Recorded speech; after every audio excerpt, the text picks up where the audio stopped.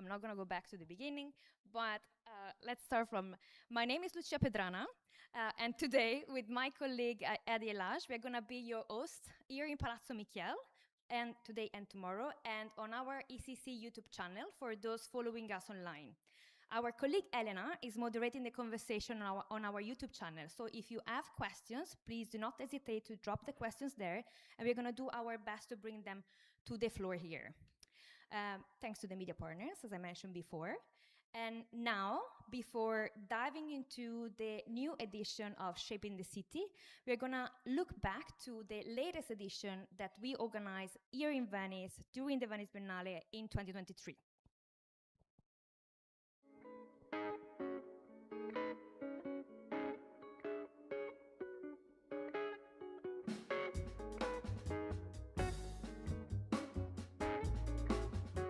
Shaping the City is becoming a premier global platform for the engagement of architects, researchers, academics, and policymakers all together to discuss key issues of our cities. For this edition of Shaping the City, we are tackling themes that are presented and exhibited in Time Space Existence 2023. We wanted to give more space to the conversations between the actors, the protagonists of the exhibition that we have the chance to present over 6 months between May and November here in Venice at the European Cultural Center.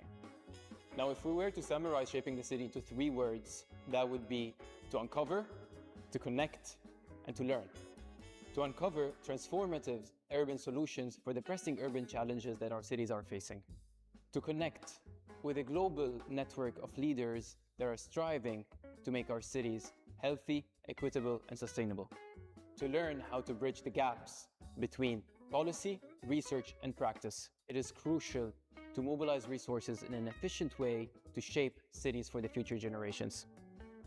We aim to create conversations that they would never been possible without us pushing forward to make this happen. So there are individuals and institutions and collectives, they normally do not talk to each other. Through Shaping the City, we want them to sit together to discuss about the same issue that they deal with every day, but see them through different lenses. Shaping the City is a very important discussion forum, and I really hope that you can connect the dots from one place to the other and continue with these discussions. Having students prepared for the huge challenges that we're facing is not a new question. Schools, they still have the main function of giving a compass to the students. It's the best thing what the student can do is to find inspiration, see possibilities, and orient himself for that what he or she can achieve in the future.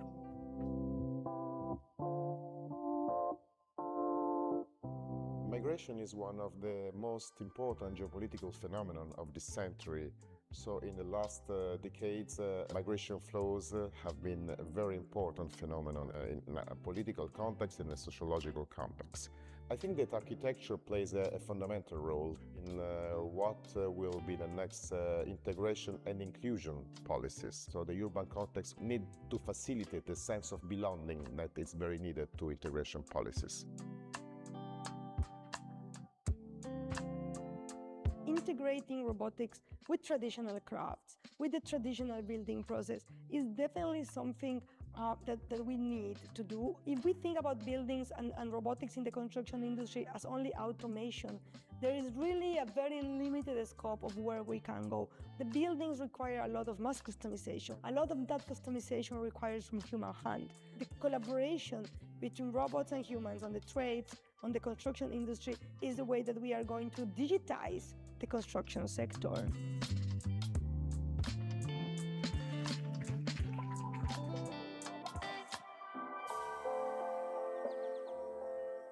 Nature is probably the most important ingredient to the way in which we consider our designs.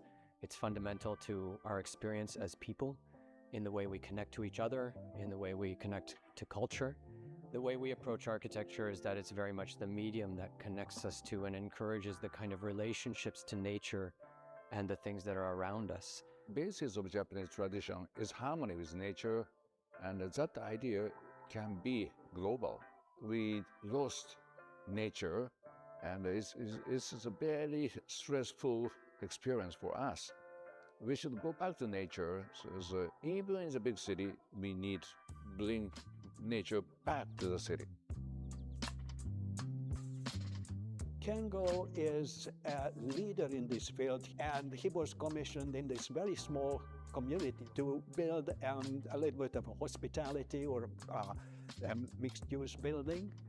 That launched Kuma's involvement with this, well, you can say nature, the forest, and using natural material.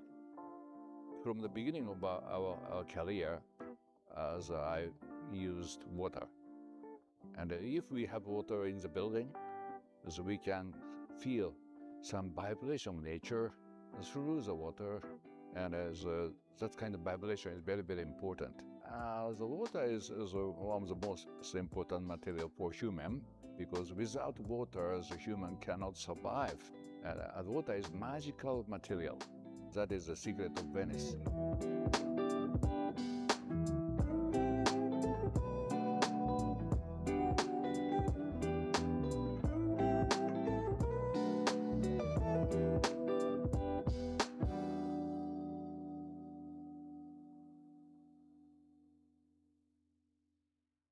So this was 2 years ago.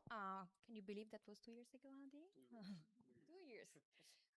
But okay, so this is what happened in 2023. Can you tell us more about what to expect for today and tomorrow? Okay, so before we start, we go back to our wonderful media partners that we would like to thank for their support. So we have Arc Daily, the Architecture Review, Design Boom, Domus, Steer, Platform, Venues, and UrbanX. Thank you very much. So yes, every year or every other year, we embark on this journey to curate multidisciplinary conversations all about architecture, urban planning, and design. And this edition, like the ones just before it, and we hope for the ones that are going to come in the future, we really aim to spark meaningful conversations, to inspire new dialogues, and to foster deeper engagement with challenges shaping our cities. It is a conversation. It's a conversation format, and you can see it very much in the setting that we have over here. It's a living room kind of situation where we can really engage with the different speakers of the different panels. So we want to bring together the local, international academics, urban planners, designers, practitioners, and policymakers all together in one conversation to address challenges of our cities and our communities. Now, this year, Shaping the City is focused on one whole thematic and under the title of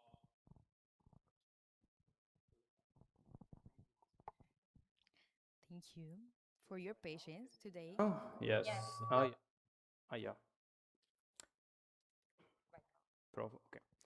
So this year, Shaping the City is focused on one thematic and one title, which is called Housing and Community for a Shared Future. Across the globe, long-established urban cores to emerging cities, questions of affordability, resilience, belonging, renovation, commons are all shaping how our communities are living together. So for that, by bringing to the table examples of different housing models, community-led initiatives to different contexts across the world, this year's edition highlights how the shared struggles are raising questions about affordability, inequality, climate pressures, and the spatial fragmentation that are met with innovative responses that blend design, governance, and civic agency.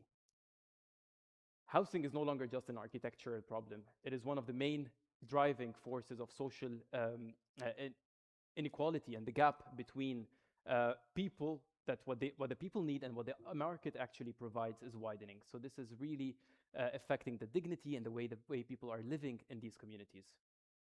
Today also, with the rising costs, shrinking space, and the deepening of the social divides, make housing one of the most urgent topics and challenging topics in our world. At Shaping the City, we look at housing not just as a building, but as a fundamental civic infrastructure that shapes community life, supports well-being, and anchors resilience.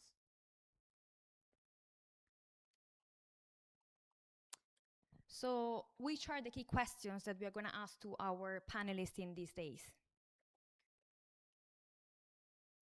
What is the current status quo of housing in different contexts?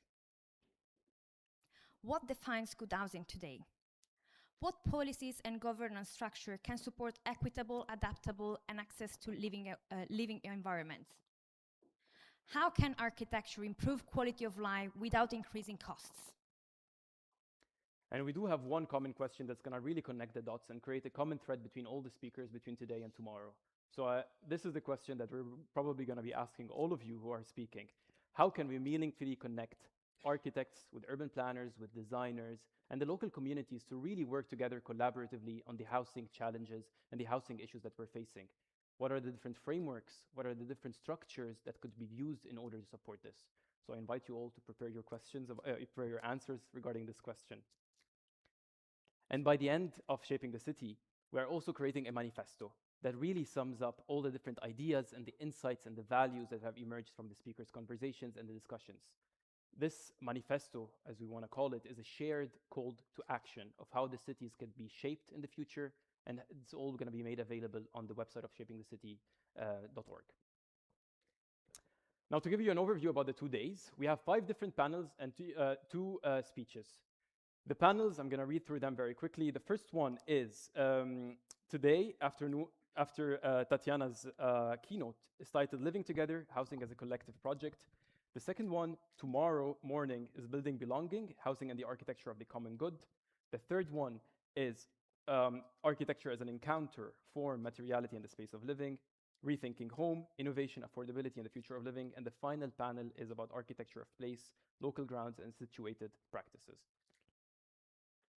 So what will we see today? Let's have a quick overview on today's presentation. So we're going to have a keynote speech by Tatiana Bilbao. Tatiana is coming and joining us from Mexico today, and we're very happy to have her here with us. A sneak peek of Tatiana's presentation, all about a new way. I'm not going to spoil it. We're going to have Tatiana in a bit. The first panel following the presentation is titled Living Together, as we mentioned earlier. So the first talk is coming from Texas in the US. We have with us Heather Woofter, and the title of her presentation is Housing as a Communal Project.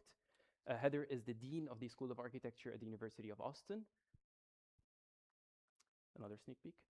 The second presentation is coming from Vienna in Austria, where we have with us the curators of the Austrian pavilion for this year's Architecture Biennale. We have Michael and Sabine with us with the title of their presentation called Housing for All. Another sneak peek. And the third presentation is coming from Europe, actually, from all over Europe. We have Ludwig Engel from House Europe with the title of their presentation called Renovate, Do Not Speculate. After this panel presentation, panel discussion, we will have a book presentation by 2 speakers joining us, Faisal and Abdullah, who are unveiling their new book called Unveiling the Unseen, which really tells the story about the Venice Biennale and the Venice National Pavilions that are happening here, and how does that affect the communities living in Venice. There's their book. We're going to listen to that later today. And with that, Thank you, Adi, for this introduction to our program. So now we kick off the program with our first keynote speech. Without further ado, let's kick off the program with our opening keynote. We are honored to have Tatiana Bilbao with us here today. Thank you so much, Tatiana, for being here. And let's introduce Tatiana. Tatiana founded Tatiana Bilbao ESTUDIO in 2004 with a vision to integrate research, design community-led strategies, and responsible construction. Before establishing her practice, she served as an advisor in the Ministry of Development and Housing for Mexico City's federal district government, where she was part of the General Development Directorate of the Advisory Council for Urban Development. Tatiana currently holds a teaching position at Yale University School of Architecture and has taught at several prestigious institutions, including Columbia, Harvard, and Rice University. Just this past February, she was named an honorary fellow at the American Institute of Architecture. Welcome, Tatiana. The floor is yours. Thank you. Thank you, Tatiana. Hadi. Thank you, Lucia. It's for me an honor to be here, especially to launch these very special 2 days of lectures around one of my most passionate topics. So I'm very, very happy to be here with you all. I thought to since we are talking about shaping the city, which is a topic that I have really profoundly studied and work, and I think almost my whole work is surrendered to, I thought I'd put a lecture around how I had kind of understood the possibilities of us architects working in the city and producing possibilities for us to live on it. Yeah, I see things moving around here, so I don't know what's happening. Okay, all good, right? Yes? No. Sorry. Yeah. Okay. We're there. Sorry. The city, it's definitely a place of knowledge, of culture production, of encounters, of economical kind of concentration, of the place where scientific research emerges and really thrives, and a place where we tend to think that it's necessary for us as a community to sustain our lives. But mainly and profoundly, the cities exist because we need each other to exist. We, as human species, are interdependent beings. This means that we cannot live without the other. And this is why, and this is the profound reason why cities exist. We have tried to think that we can shape the cities. Actually, the modern really did thought that they could definitely plan and profoundly determine how we inhabit in these urban conglomerates. And today, nowadays, I was actually brought in the generations where we have heard kind of this mantra all over, like what is the possibility of the city of the future? How are we going to house all these people that are coming to the cities? Cities are becoming these overcrowded places where we can no longer control or plan, that abstract forces are shaping those cities. But actually, I have understood that the problematics of cities are not abstract nor strange forces. They're very determined and determining forces, which are market forces. Market is determining who can and who cannot inhabit in them. Actually, these forces are trying to perpetuate capital and expelling the majority of us from them. And sure, if the market can determine and shape the city, can't we start thinking on what is and how we can shape the city? We also, architects, tend to think that we cannot shape the city, that it's really something that it's way beyond our possibility of action, and that architecture cannot change lives. I will do a lecture in 40 minutes, probably, to kind of express that it's actually the contrary. We're architects, even if we only design a bench on a city, we are determining the city. And we should decide if we would be on the hand of the capital to perpetuate it, or on the hand of the people to understand how to shape place for more of us. I was born as with female genitals, and I identify with female genders. I became a mother in 1972. I became a mother of people that were not, of humans that were not bared in my belly in 2007, of 3 little kids.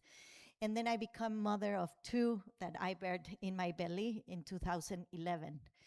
I graduated from architecture school in 1996, but I think that I had not become a woman, a mother, or an architect until someday in 2020, and I'm going to explain why.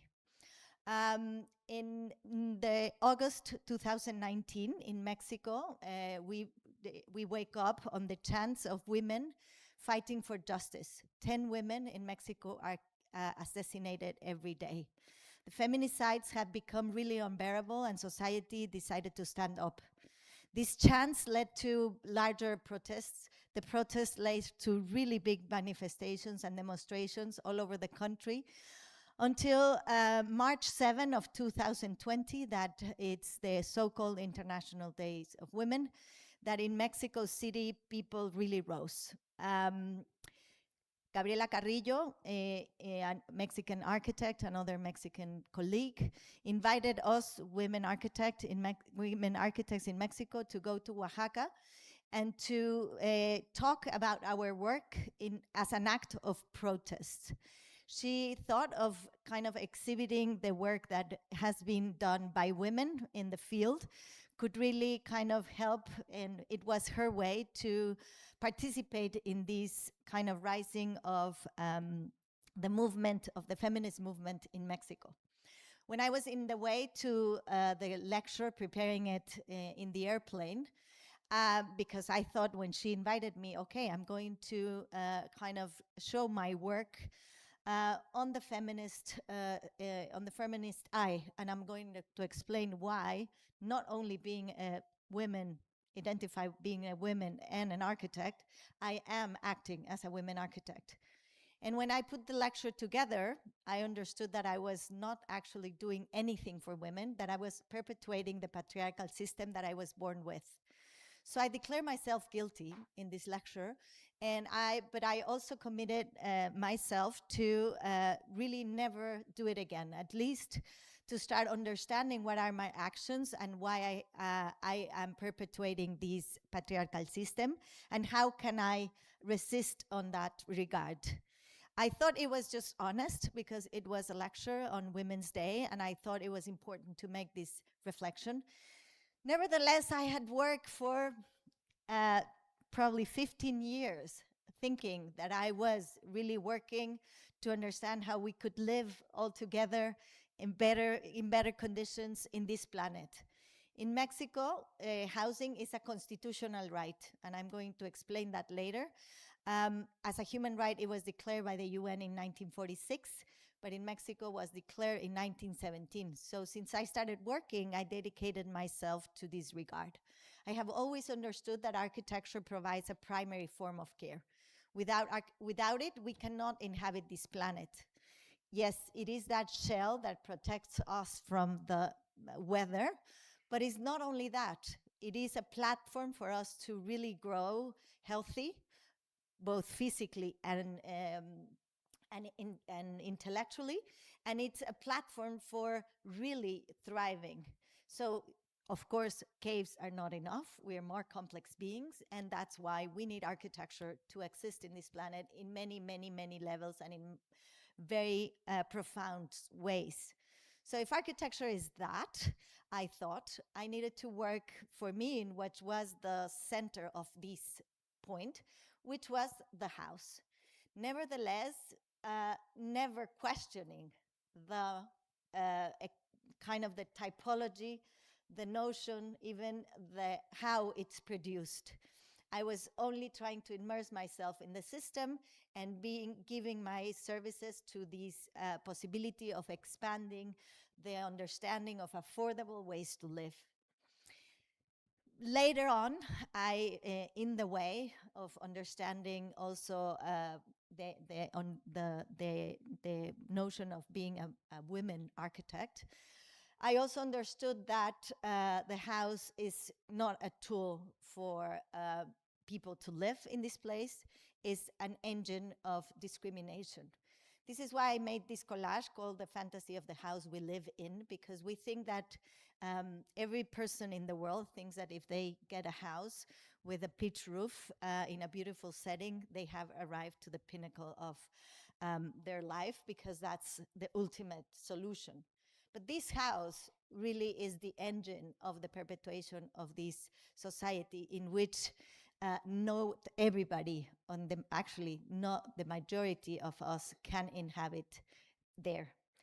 So after kind of really working profoundly, immersing myself in the politics of housing in my country, in the academics of it, in the teaching, in the production of many different types of spaces for dwelling, I understood that what I was kind of looking at and aiming for was actually the contrary on what I was doing. The house It's really a place for the continuation of power and the trespass of power from the dominion towards the most vulnerable person there. In Mexico, housing is, as I said, a constitutional right. But the house that is described in this right, because I will show you how it's even described, is a project of the pedagogy of obedience to establish the divisions of power, if you think it very clearly.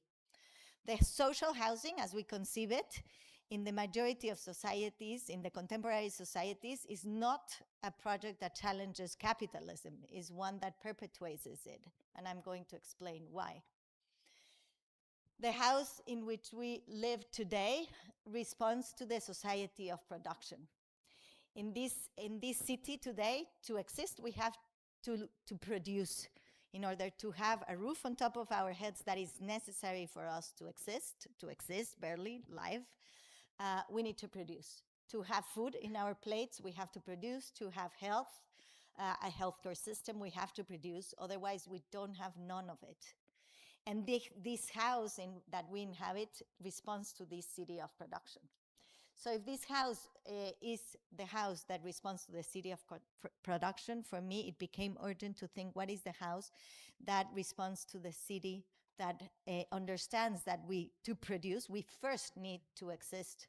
And therefore, we need to be held in a secure place that allows us to grow up healthy, but also that is able to care for us. The house that we inhabit today not only diminishes the notion of care, it absolutely, the description of the house we live today is a place of rest, and this is described in our law in Mexico, but it also embedded in many other countries. And it really oversees that the most important work we have to do happens in this place, which is to exist. To exist, we need to be grown by someone else. First of all, we need to inhabit another person's body. And then we have to be grown by someone else, otherwise we don't survive, until we are able to care for the others. There's a cycle of interdependence, which we are all part of it. Nevertheless, the society of today has really allowed us to think that we can be individual, autonomous and individual beings in this planet. Because, of course, it helps the industry to sell products, to sustain institutions that substitute our interdependence. Substitute in not really, because it's not possible. This society and this house also kind of holds the idea that the house is a place of rest, and that we all need that place because we work from Monday to Friday from 9 to 5 p.m. And that we have Saturdays and Sundays to rest in our beautiful domain. Nevertheless, to sustain this society of this fiction in which we live in, the majority of us don't work from Monday to Friday from 9 to 5 p.m. And certainly, if we think that the care work is the most important work we do, that happens on Sundays, which is going to the supermarket, buying the food, making the laundry, cleaning the house, having ourselves ready to go on Monday to work from 9 to 5. Those lucky people who have the privilege to do that. So the cities that are kind of designed within this logic of production from Monday to Friday serve actually the very least of us. This is when really I started challenging and questioning the understanding of the house. Is the house the place for us that cares for us? Is the house the one who could care for us, and how? I mean, if we think on this statement that was written by Fernanda Canales in her introductory book, Mi Casa, Tu Ciudad, where she clearly states the problematic of the house that we live today, in naming 3 frictions in which the house relies on. So the house as a place of rest, as if labor doesn't exist within the house and it would only be a place to really sleep. the whole day. The house as a sanctuary for the nuclear family, as if no other forms of coexistence would happen, father, mother, and 2 kids. And the house as really a right, a human right, and in some places, as my country, a constitutional right, as a commodity and as a marketable asset, as if this would really provide the possibility for everybody to become a right.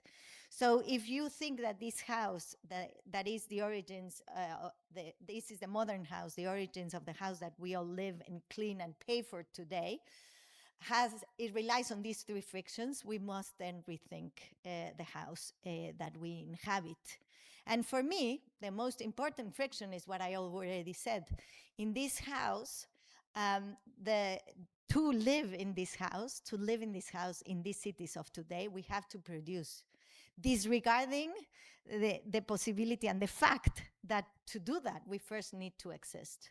So if we first need to exist, then to produce, how can we think of the house as a place to care and not as a place that sustains production? As I said before, housing became a human right in 1946, declared by the United Nations. And of course, it became a right because it understood the necessity of us as humans to have this shell that protects us and allows us to grow in this planet. Nevertheless, the greatness of that statement, housing is a human right, that became the tool for another possibility of market and power to drive through this model of house. As I said, the house that sustains a city of production, and that of course is expelling the majority to perpetuate only that, the city of production. I really like this essay by Elisa Iturbe, Architecture and the Death of Carbon Modernity. It was published in log number 47 some years ago, where she clearly states how architecture is not carbon-free and can never be built as a carbon-free form in the city that we live in today. Why not? Because the city has been done in a carbon shape. So the carbon shape that is embedded in the city that we inhabit is there, and therefore carbon zero buildings are just kind of a product of marketing, because we cannot live in a carbon-free footprint because we are shaped by that. In the same way, I think we don't live in a care city, because the city is really totally shaped by production. So the city today does not care for us. So for me, it's urgent to think, no? What is then, how can we transform the city that we inhabit today, that is surrendered to the production form, into the care form? It is a question that I have been done myself since many years ago, and that still shapes my work, and it probably will shape it thoroughly.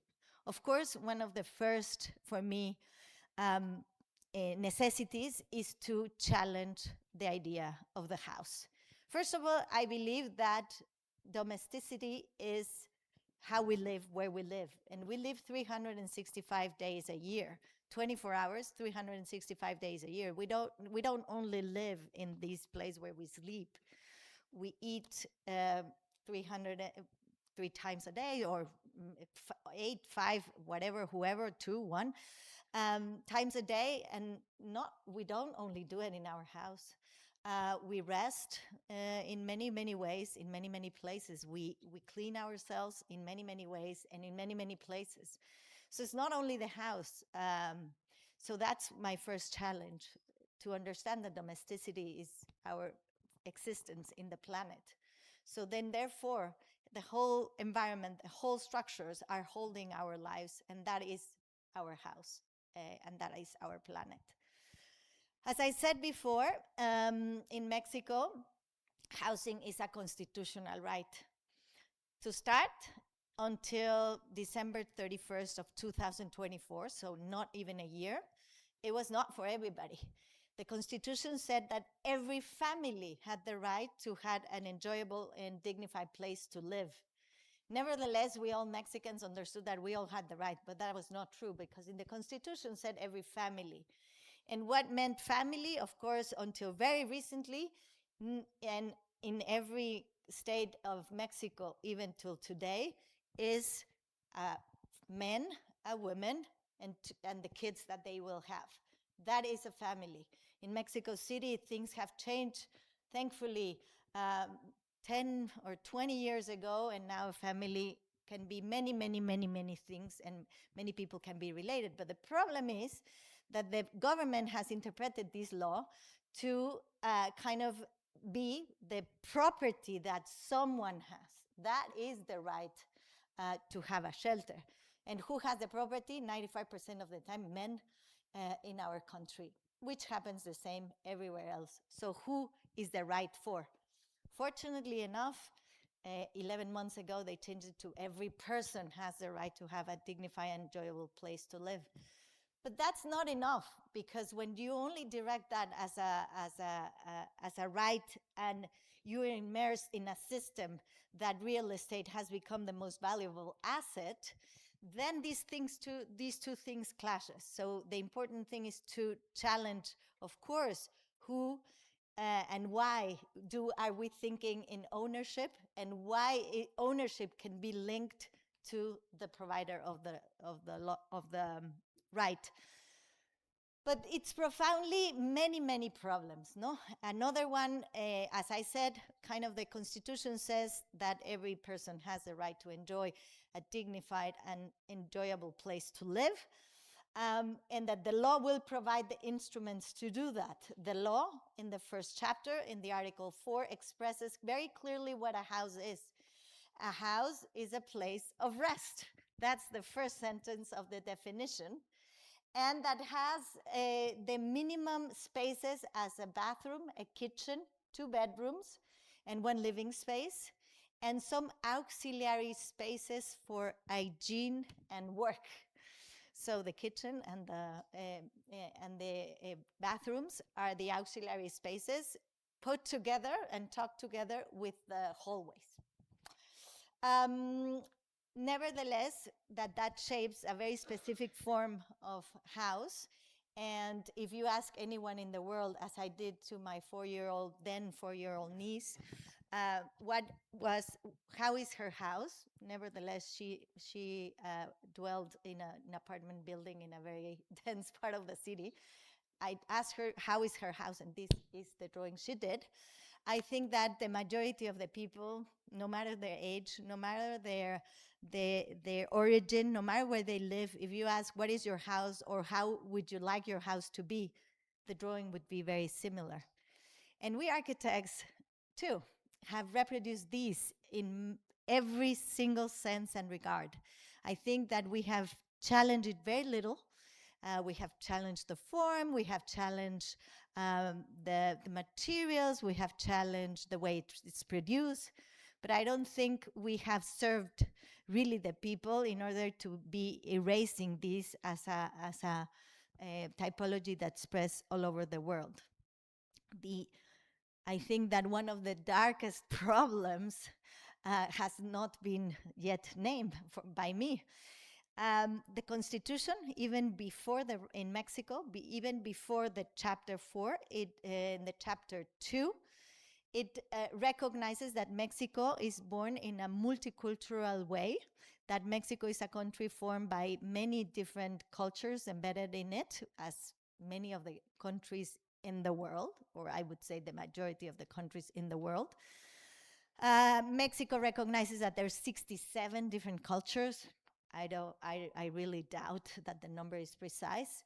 But the Constitution says that every of these cultures has the right to decide their forms of social arrangement, of coexistence, social, economical, political, and cultural organizations. Yes? But this is really on the Article 4 already banned and erased, because when you determine what is the house, you're erasing their possibilities of existence, their cultural relationships, and the way they live. You are disrespecting and discriminating that. This is a house that results from the right, the law, the housing, and the codes in Mexico. The house that results, which probably also you all have seen, because these units could be anywhere in the world, also described by any code or the majority of the housing codes and laws and codes all over the world, and that are producing exactly the same types of cities everywhere. These houses, of course, repeat and are able to be repeated because they sell the idea of this dream that I said before. No, we are all today dreaming that the ultimate place, and we have arrived to society when we have our house with our little garden and with a car in front to hold our families together. And this way, these dreams are sold. But regardless of how they paint them in rainbow colors or put them in beautiful landscapes, they're still engines of profound discrimination, exploitation, and of course, erasure of people from anywhere, from culture, from society, from anywhere, but also from cities, no? So these houses, which are obviously in places where are very far reachable, that of course now have become, some of them abandoned because people have understood that they cannot live there, are shaping the cities of today. So if you say we're architects and we're only doing housing and not doing cities, we have to think twice, because we are shaping how those cities have to exist, have to expand, have to arrive to these far reachable places where people are supposed to be living ideally in the suburbs with their small little box to inhabit. But shaping a city in that way is not the only problem of these houses. And the most profound problem is that they're also shaping lives. So when you live in a house like this, that in Mexico are 11 million of those, and I believe that in every country we can find and count them in millions today in the world, you become a number. Actually, literally, your address is a full number. So you live in the house number 24 of Second Avenue of the block number 10 in this unit that it's somewhere scattered in the city, that with the same regard is treated any product in industrial production or any piece of junk. So what is happening is people are losing not only the possibility of integration in a society, even their identity. When you become a number, what else do you need, no? Of course, people try and are expressing themselves in these places, and they are shaping their possibilities within it. But profoundly, we need to understand that we are erasing cultures deeply. How are we thinking that we support a multicultural nation if you are not allowing them to dwell the way they dwell? So in my country, none of these 67 cultures live in the social configuration that can be inside a house that has a kitchen, a bathroom, 2 bedrooms, and 1 large living room. Nevertheless, not part of any part of the system, the social system, the bank system, the legal system of property supports a house that does not comply with the law, of course, but that doesn't comply with their lives. So it's a cycle of erasure and discrimination that it's really creating a lot of issues. So I really have to challenge the understanding of the house, look the house at any other regard, starting from the understanding of every space that is there. So yeah, it's true that we all have to sleep, but none of us do it in the same way. And really, truly, I'm going to say something that you probably say, nah, we don't need the same piece of furniture to sleep. We might find it comfortable, some of us, to sleep in this way, but not every culture. Not everybody uses the same piece of furniture for the same regard. But also, who said that we really needed a double bed? to sleep with the person that snores behind you? I mean, who decided that and why? And how is that shaping the way we think even in the houses, the master bedroom, the bigger bedroom? In the Constitution in Mexico, you need one bigger bedroom to have a double bed. But the worst part is that this not only thinks that there's no other social possibilities of arrangement, that there's no person living in a different economy. So not all of us have a specific room that can fit a bed in order to only sleep in it. There's also more and more scarcity of space, so we need to think how we think also, even with the furniture. But as I said before, not all of us sleep on a bed. In the Mayan Peninsula, people sleep in hammocks, which is an element that they adopted when the colonization arrived, because it became very useful. In this place, the temperature is always very, very high. It's above 30 degrees centigrade. When you sleep in a hammock, you are kind of swinging and cooling yourself because of the swing. But also, and more importantly, you're avoiding the bites of very dangerous bugs that lives in this area, scorpions, spiders, and many other things that don't climb because you're moving and you are in this place. The other thing is that they don't have a room. They move the hammock into, depending on the place, which is cooler or more protected, depending on the weather outside. When you introduce a bed into this culture, you need now air conditioning because you cannot sleep anymore because it's not cool enough. But not only that, the bugs bite you, so you need a more robust hygiene system outside that needs to be obviously a robust apparatus, economical apparatus that supports now a health care system that will hold these things. So you are not only killing the possibility of the culture to subsist, but also you are promoting a different type of system that needs to be held by these institutions that are perpetuating the same exploitation. And we can say this of every room. I mean, I think of the bathroom. Of course, we all agree that having running water, and we don't all have it in the world, but having running water is really nice and really hygienic. But that doesn't mean that we had to build these bathrooms that some, and the majority of the countries are allowed to not even have natural light. This is the place where we care for our bodies, the first place where we encounter our bare bodies and where we have to clean and care for it. Is this the place we do that? We also, again, need to think that not all of us have the privilege to have a specific space that is only done for that activity. But also the bathroom is a place of encounter, of the possibility of the most intimate relationships to really kind of subsist because of the care of the body.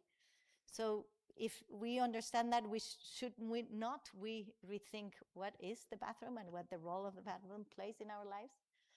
And well, the kitchen, I left it for the last part because it's really the most challenged place. I'm not going to go very deeply into it because the kitchen has a long story that needs a long hours to talk about it, but the kitchen is the foremost place of exploitation and discrimination that we have in our houses. And I've been guilty of replicating it without questioning it very much. When did we decide that we could automatize it or make it more efficient? In this way, we're killing the possibility of nurturing our bodies. Yes, we do all need proteins and vitamins to eat, for sure, and we survive because of that. But we really are nurtured by the flavors, the food that is prepared with all these nutrients that comes with different colors and different histories, and different cultures do practice and do these things differently. In these kitchens, we can not longer cook those things. We can cook definitely those proteins and vitamins that our bodies would be happy to have, but we cannot continue to cook culture, to continue to carry history, to really cook from our roots. And that's one of the problems, but I think the worst one is why we thought that it was not the far most important place of work in the space, in the world. I mean, this is the place where reproduction happens. And not only that we have not recognized it, we have decided that there's one person to do it. Even we have automatized the kitchen to make it more agreeable for one person to work on it. We learned this the hard way by working in 2017 in the reconstruction of the earthquake. There was a very big 3 earthquakes in Mexico in September 2017, where 500,000 homes were lost. So we worked in a town where 1,000 homes were lost, and we understood a lot of things that we really never did before. So first of all, cooking is a communal act. It's never done by someone. Second of all, of course, it's never done inside anywhere. I mean, the weather allows it here. It's definitely different in every place of the world.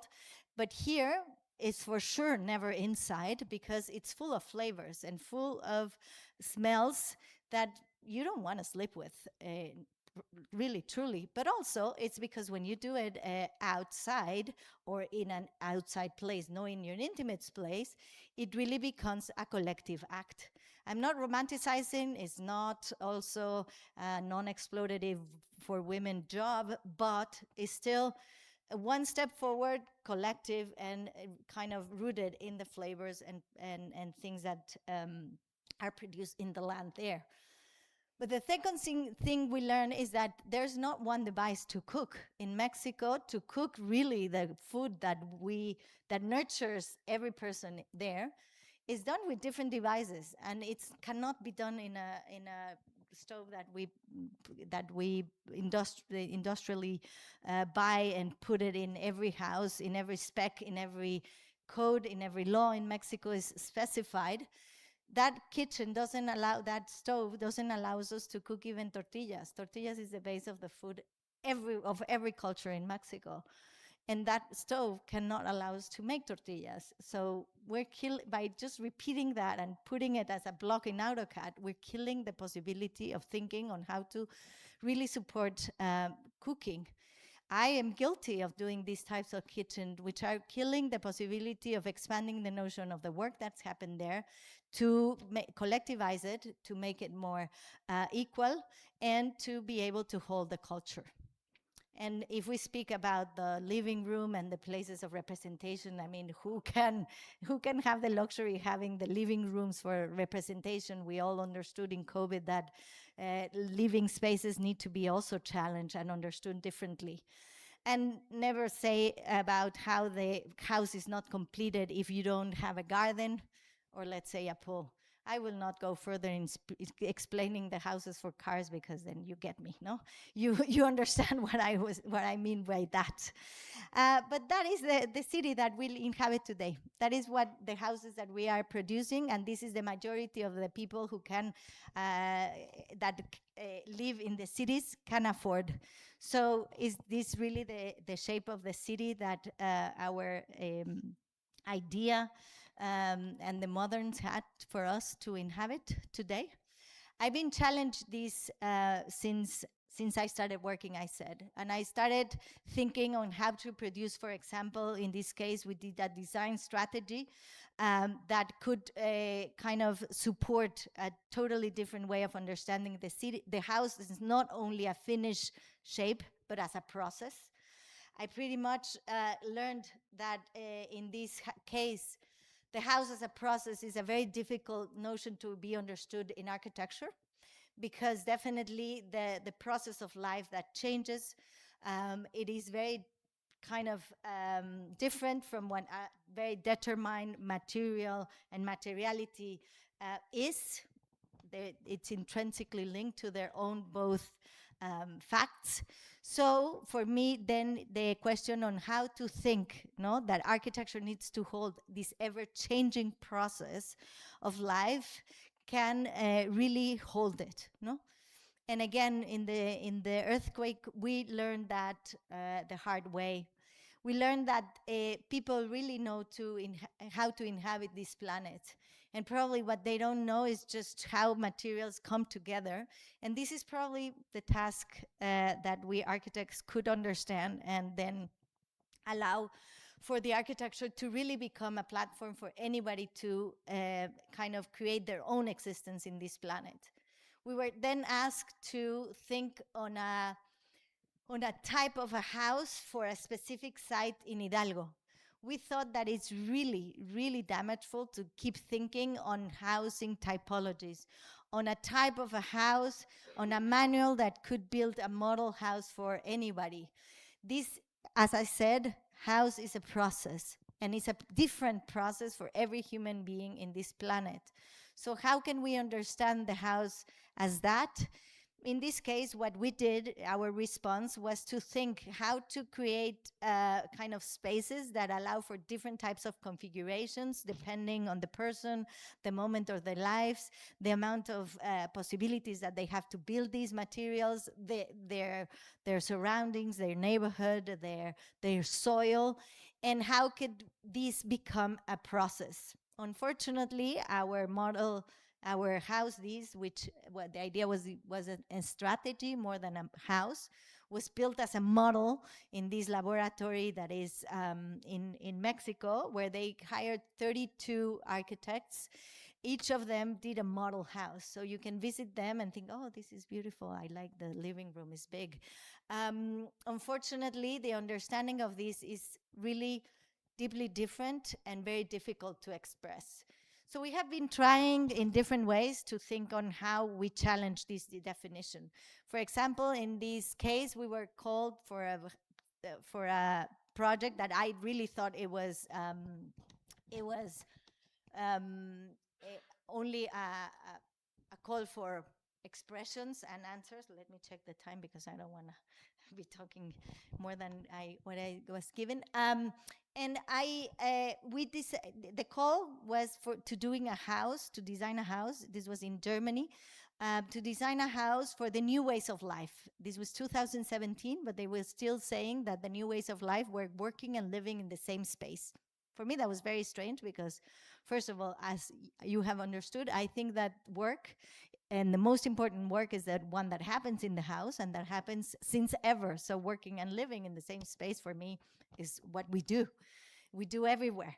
But if we're talking about productive work, this is also something that we have been doing in the house since ever, and that we still do today in the majority of the rural areas. Of course, in the more urban areas, this has been kind of a slight division, and not everybody has the privilege of thinking that they can have a place where they only work reproductively and then work productively somewhere else.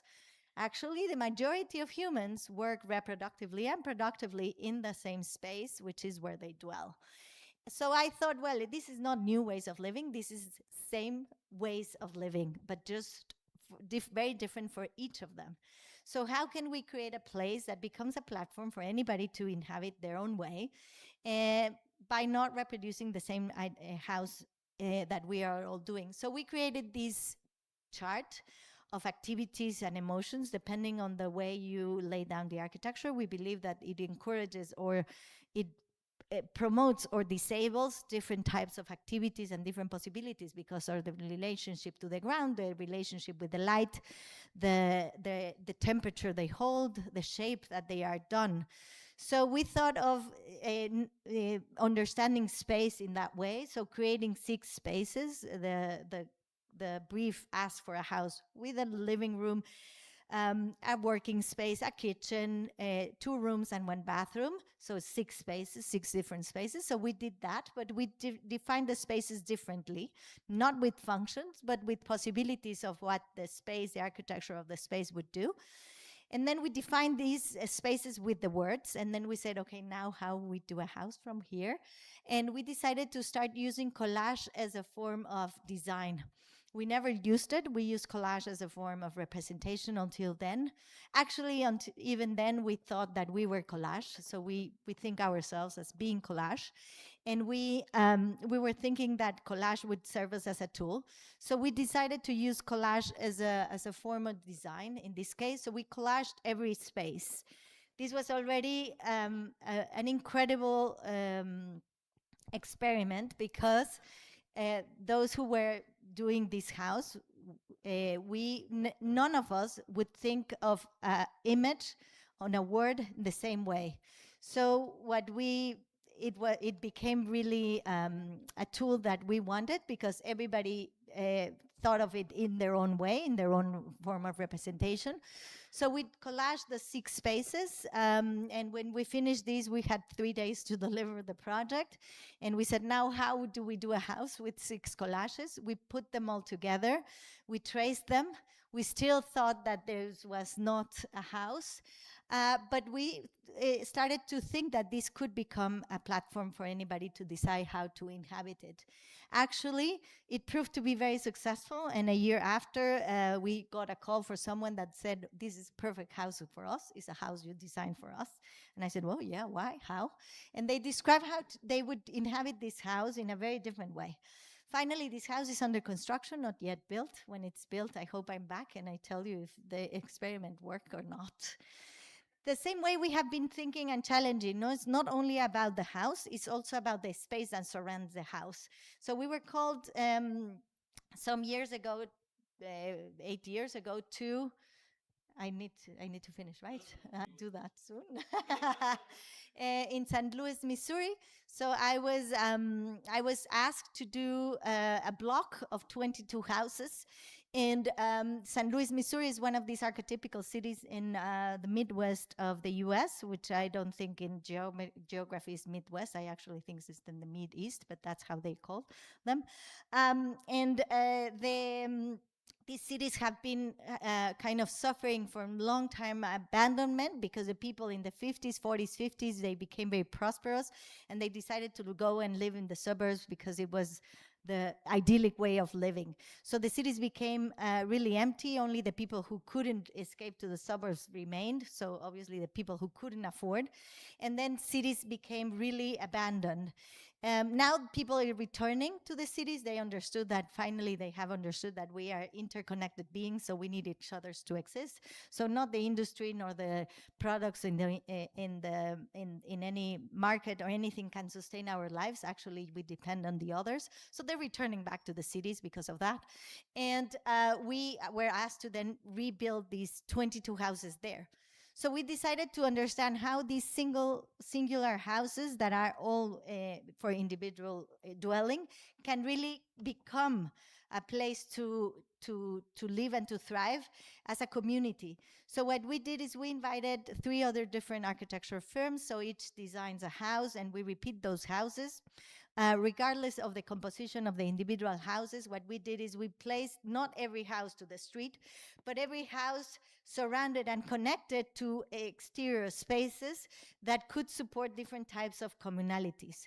So spaces that are exterior but are also for intimate relationships with ourselves, spaces that are exterior but are productive, spaces that are exterior but are more ludic and more shared, spaces that are also for different types of family encounters, but that the house that we design is also trying to support that, no? So the house has this kind of living space that is more exterior and more open to the exterior, and then it has this stair that brings you to the most intimate places. So the encounter of the different houses, kind of the entanglement of that in terms of the space, for us is also the platform for that community to coexist, to have the possibility of the encounter, to enter into conflict, because conflict is part of the possibility of the interdependence and care, and to then kind of transform a possibility of dwelling in the city this way, in single houses, because that's their culture, that's how they live, but in interaction all the time. We're also trying to challenge kind of how we dwell together in the city, no? In Mexico City in this case. It's always also about an intervention on an existing place, because Mexico City is very dense, it's very built up. So how to kind of reuse, readapt spaces that exist. How can we take the history of the place, which was a collective club or a social club with pools, into this new way of dwelling, so collective places to bathe, introducing also sparse areas for open recreation inside the dwelling, and spaces for different types of activities like creative workshops, etc. This also thinking on the house as a process. So you you are single, then you become double, then you multiply, then you shrink, then you take care of elderly. How these houses can grow with you or shrink with you, depending to that. We're trying to challenge the codes in Mexico, which doesn't allow for anything but having a house that has a kitchen and a bathroom and 2 bedrooms and 1 living room, to be understood as a more open-ended idea with communal spaces. This project, unfortunately, still has not a check from the authorities, but I'm very happy to hold into it and to challenge and not change anything of the project, because the person behind it who pays for it is also there. So let's see when we are able to do it. But we're trying to challenge and little by little into every project. So you don't get all the wins in one, no? So in this case, for example, is a collective project with 6 other offices in Aguascalientes that we had to do the units, the same as I described in the law, but we challenged it with introducing dwellings, the apartments that are only places for care, for elderly care, or places for child care, or the open market, or the open spaces for communal kitchen. So we are trying to also challenge the city through the little inserts that we can do according to the law. This is the same we're doing in other projects. I will go more rapidly. And it's this is under construction, and we're trying to challenge the way a community is shaped by the way you access to a dwelling, for example. But also, I think that, as I said before, it's not only where we some days sleep, it's not only where some days we eat. Our domesticity is everywhere, and the city should hold it too. We are doing a block in Mexico, which is called a block of care.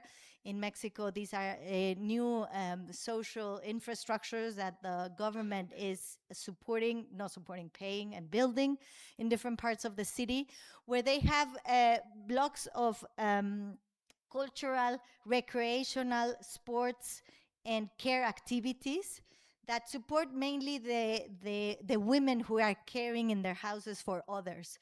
So the mayor here in Mexico, the governor, says that the social security system is the women, because the women are the ones who are caring for the elderly, for the disabled, for the sick, for the children. No, it's not the state who should be. So now in the impossibility of really taking accountance of the care for all these people, they are building these units for the care of women. So it's dedicated to women having doctor's cabinet, legal advice, kitchens, community kitchens, where you can buy food instead for very little money instead of preparing. So you can come with your Tupperwares and bring food for your house, so you don't have to cook. Laundry, your laundry can be done here for very little money, 1 peso, which is not even accountable in euros, in cents of euros. There's also places for sports, for recreation, places for taking care of children or elderly. And that is something that we are very eagerly participating. This is under construction. It also supports culture. So what Mexico City is trying to do, they already have built 16 of them. It's really to support a culture that is of care being done collectively in these blocks in 100 places, in different places all over the city. But some other endeavors of places of care, like the botanical garden that we did in Culiacan, where community can not only learn from a lot of things that are happening here, botanics and everything, but it's a place of representation, which is also something very important in cities. No, I said how we're losing identity, how we can provide identity even regardless of the house, which is also an important place. I will go very quickly in trying to close this lecture by saying that we think also that not only the way we understand ourselves as interdependent with other beings is important, but that we are part of an ecosystem that is way larger. So what is our relationship to our whole ecosystem, and what is a place that allows you to understand that the belonging of that ecosystem and the very tiny part in which we belong. The architecture that also allows to think that we're not destroying the planet. We're not able to reverse that in order that we are going to heal the planet. What we are doing is eliminating our possibility of living in this planet. The planet is going nowhere. The planet is kicking us out because we have been very bad dwellers. On the same time that the planet is going to kick our species, is unfortunately going to have to kick other ones from it. The planet has already expelled some of these species, actually. We don't know why. The dinosaur might have been very bad dwellers as we have been. Might be that's why they were expelled. So places that reminds us of that, places that reminds us that we are not the dominators of this nature, that nature dominates our existence in this planet.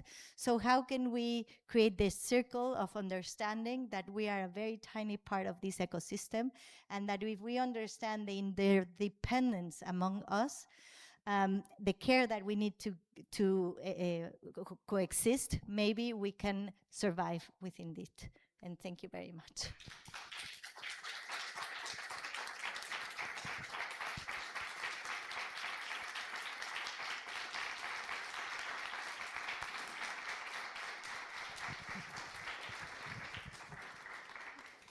Because you were quickly in your introduction, I had more time, but now we have 20 minutes.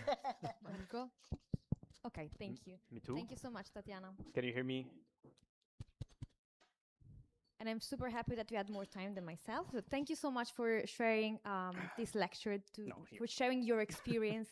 I'm very happy that this really this sets the ground for our today's conversation, touches the topics that we hope to get meet more contents from in these days, and to create our shared manifesto that we are very happy to share and to open, of course, also with you. I'm very happy that we had your experience, your reflection on your local context and the context that you dive in when you work with your own practice.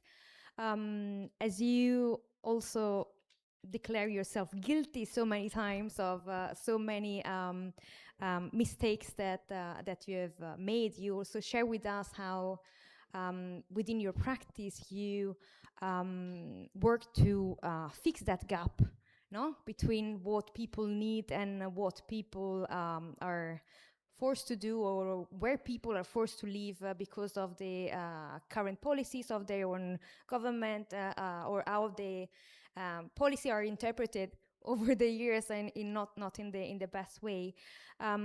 Would you like to share a little bit more about how you, with your experience with the policymakers, with your experience with them and with experience with research, academia, you work with your team to fill this gap? Sure, and I think it's a perfect excuse to talk about our pavilion here in Venice, because we did exactly that. We work with all these kind of things together. So we are working with the Vatican to do their pavilion here, and they had a building that it was before part of it came with a commission. No, this is a building where you do your pavilion, and they told us very clearly is that you are here because we believe very much in the work you do with the community, because our mission to be in the Venice Biennial is to, yes, promote kind of what is next, what happens in architecture, but for us is with the people and nothing else. No, okay, not easy. After the pavilion that they did last year in the Art Biennial, which was in the women's prison, operating women's prison, which for me was one of the most important things I ever seen in my life.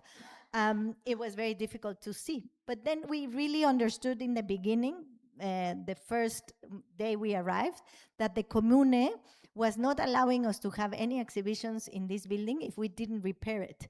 The building was in very bad condition in terms of its even structural capacity, obviously not accessible, not anything. And the community said, you cannot do any exhibition here if you don't repair the building first. And we thought, well, that's what we do, no? That's what we architects do, especially in Venice. You cannot dwell anywhere if you don't repair, because you cannot build any new buildings. So that's what architecture is doing here. And that is what we should be doing, no? Taking care of our kind of built environment in order for us to repurpose it and reuse it. So we decided to take repair, physical repair of the building in a very radical way, to think also more profoundly in what that meant in terms of their relationship with the community. So we understood that, for example, we have a very historical part in the building, which is, it was a chapel. So we decided to restore that with the professionals of restoration. But also to think on how to repair a terrazzo, no? A regular terrazzo, that, because both conditions happen in every building in Venice, and people are encountered with that, no? But the problem is that nobody knows how to do it, because that tradition has been lost. So you have to call the specialist to repair the altar, and you have to call any worker to repair that knows about terrazzo to repair the terrazzo, no? You cannot do it yourself anymore. So we thought, well, that's one part which we can help to knit together. So while we have the technicians and the very many certificates later, professionals that are certificate to do the restoration of the altar, we will teach the people how to do it. So we had workshops every Tuesday and every Friday that were attended by 3,000 people during these 6 months. I was very impressed about the number yesterday. And that they learned how to lay down a gold sheet into a piece of wood, but also they learned how to it changed it profoundly. Then we thought, okay, what do the restorers, the professors that will do the workshops, the people who attend the workshops, the people who come for the biennial and see the pavilion have in common? Nothing. But we all eat. So we created a kitchen. We couldn't put a full kitchen because the commune said, no, you cannot put a kitchen in a construction site. Wait, we might be able to find a way on how you can create workshops inside there, but a kitchen not. But we produced like a place to have a last preparation of a kitchen that is then also managed by a local association of food producers, which is Serra dei Giardini, and where you had on every Tuesday and every Friday a little lunch that you could sign up for it and get together, but every day a coffee or some cookies. And then by the grace of, I don't know, the connections that we started doing in the community, the conservatory came to us saying, you know, we don't have enough places for rehearsal. Can you let us have spaces for rehearsal? We said, no, we can't do that because we're doing the pavilion. And then it occurred to us, why don't you bring the instruments to have the places to rehearse here? So I think that is how, and I invited Mayo to work with us. So we work with Mayo from Barcelona. And that is how we kind of started navigating between the code that the law that the community had, the commune had with the building, and how to kind of put together the community, the biennial, the Vatican in one place. That's how we manage, and that is how we are taking repair, not only, and care, not only in ways that I kind of showed in the lecture, but also in other ways, like in the pavilion here. Thank you so much. Brilliant.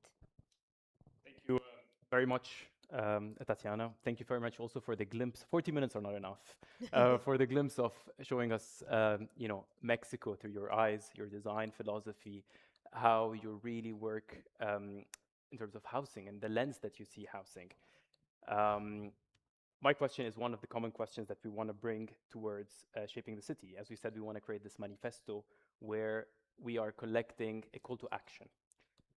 And you started your presentation, you have many hats. You started your presentation by saying you're a daughter, you're a woman, You are also an architect, a person, let's put it this way, you're also a person who is an architect, who's an academic, who does so many things, who's working with policy and challenges the law that has only been changed, 11 months ago that you said.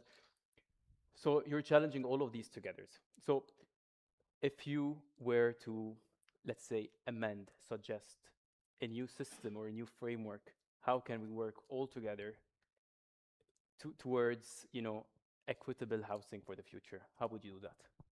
I mean, and I didn't say that because I started saying that. I became really an architect, a mother, and a women architect, a woman, when I understood my position in the world. A little bit I said it, but mostly when I understood that to exist, I needed to inhabit the body of another woman.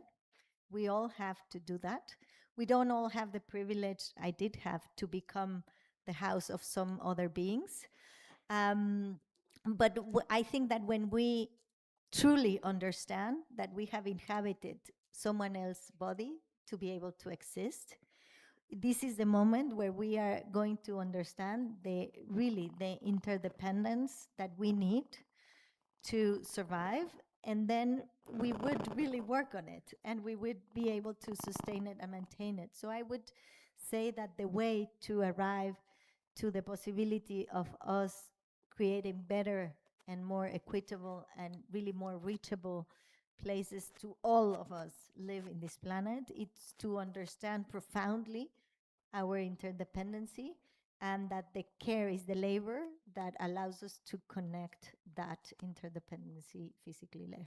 So when we start creating policies and projects and societies that support care as the engine, I think then we are going to be able to all to create a much more virtuous cycle for us to remain in this planet. Fantastic, thank you so much. And I think, you highlighted that very nicely also in the presentation as, housing is a place of care, where architecture is a primary form of care, as you mentioned it. And if we're able to achieve that, that is chapeau bas for all of us, and for you as well for, putting this forward. I'm turning here to the audience to see if someone has a question, actually, because we do have 10 minutes for questions. Is that right, Benedetta? Yeah? Around 10 minutes? Does anyone have any question from the audience that would like to address to Tatiana? If not, we have plenty here, but we... Yes, Juan. Hello, thank you, Tatiana. It was a very inspiring talk. You were mentioning Gabriela Carrillo.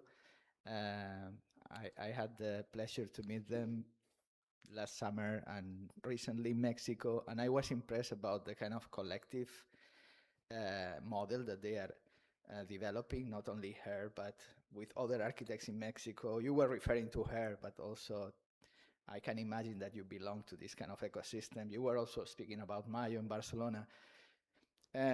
And of course, this is your name. You are Tatiana Bilbao. You are talking about yourself and your role in this kind of broader discussion. But I'm interested about how your practice has evolved to also position ourselves as part of this collective effort, because of course we can build a bench, and even that, I agree, that's an important statement, and this can transform our cities as a small gesture. But obviously when we interact with each other, when we are able to operate on a larger scale, this becomes more kind of impactful. I'm interested about how you have been connecting with others and how your practice is evolving into a more collective discipline. Well, I always understood that architecture was a collective act. Literally, when I went out of school, I profoundly believed, and I still do, that I thought I learned nothing. I for sure had not the tools to think that I could build anyone any place to live. I mean, first of all, I thought I didn't have the tools. Now I understand I don't have the right to decide how other lives, no? But I also think that really, I truly thought that I needed more people around me because I thought that it needed to be more collectively done. I didn't have all the tools, and I was humbled to understand that. Then I felt really insecure, but now I understand it was more an innocence, or more a statement than an innocence or an insecurity. And since then, I started really working and talking and learning and understanding the process much more collectively. Every project, and I failed to mention, but they were in the caps if you read them. Every project that we have, we collaborate with many people, and I especially like to confront myself with other professionals, with other professions. And we have invited to every project, we invite these people, the other people. Why? Because we're friends, we like each other, we share ways of working. But I do think it's a thing that happens in our culture. Because it's different from other places in the world, I've understood. I grew up in this place where we do work with each other. We invite each other to do projects, to create possibilities, to think in crazy things, to help each other, like even to help. It's like, you know what, I don't have time to do this, but can you come and help? Shall we do it together?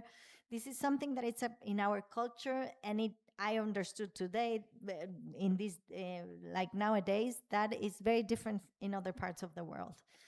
And I think it comes profoundly from the notion that we are not if we are not together. That's how we grow. That's how we grew up.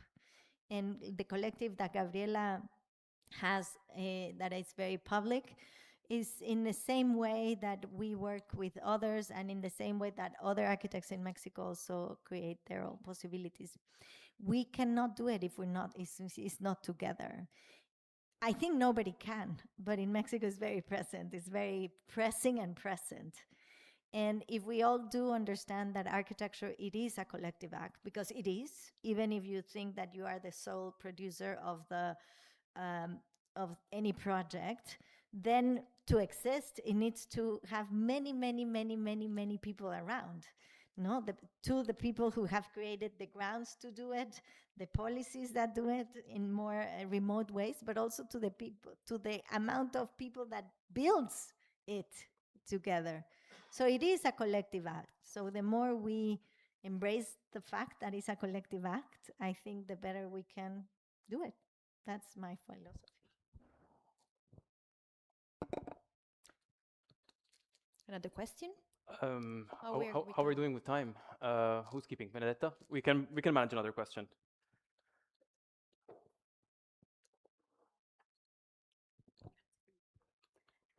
Hi, I'm Lidete, and I have a question. I'm short, so I'll stand.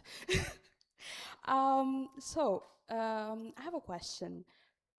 Like, how is going the communication with the institution?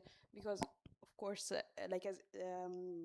because from what is said, like I understand, like of course it's it's a communal action.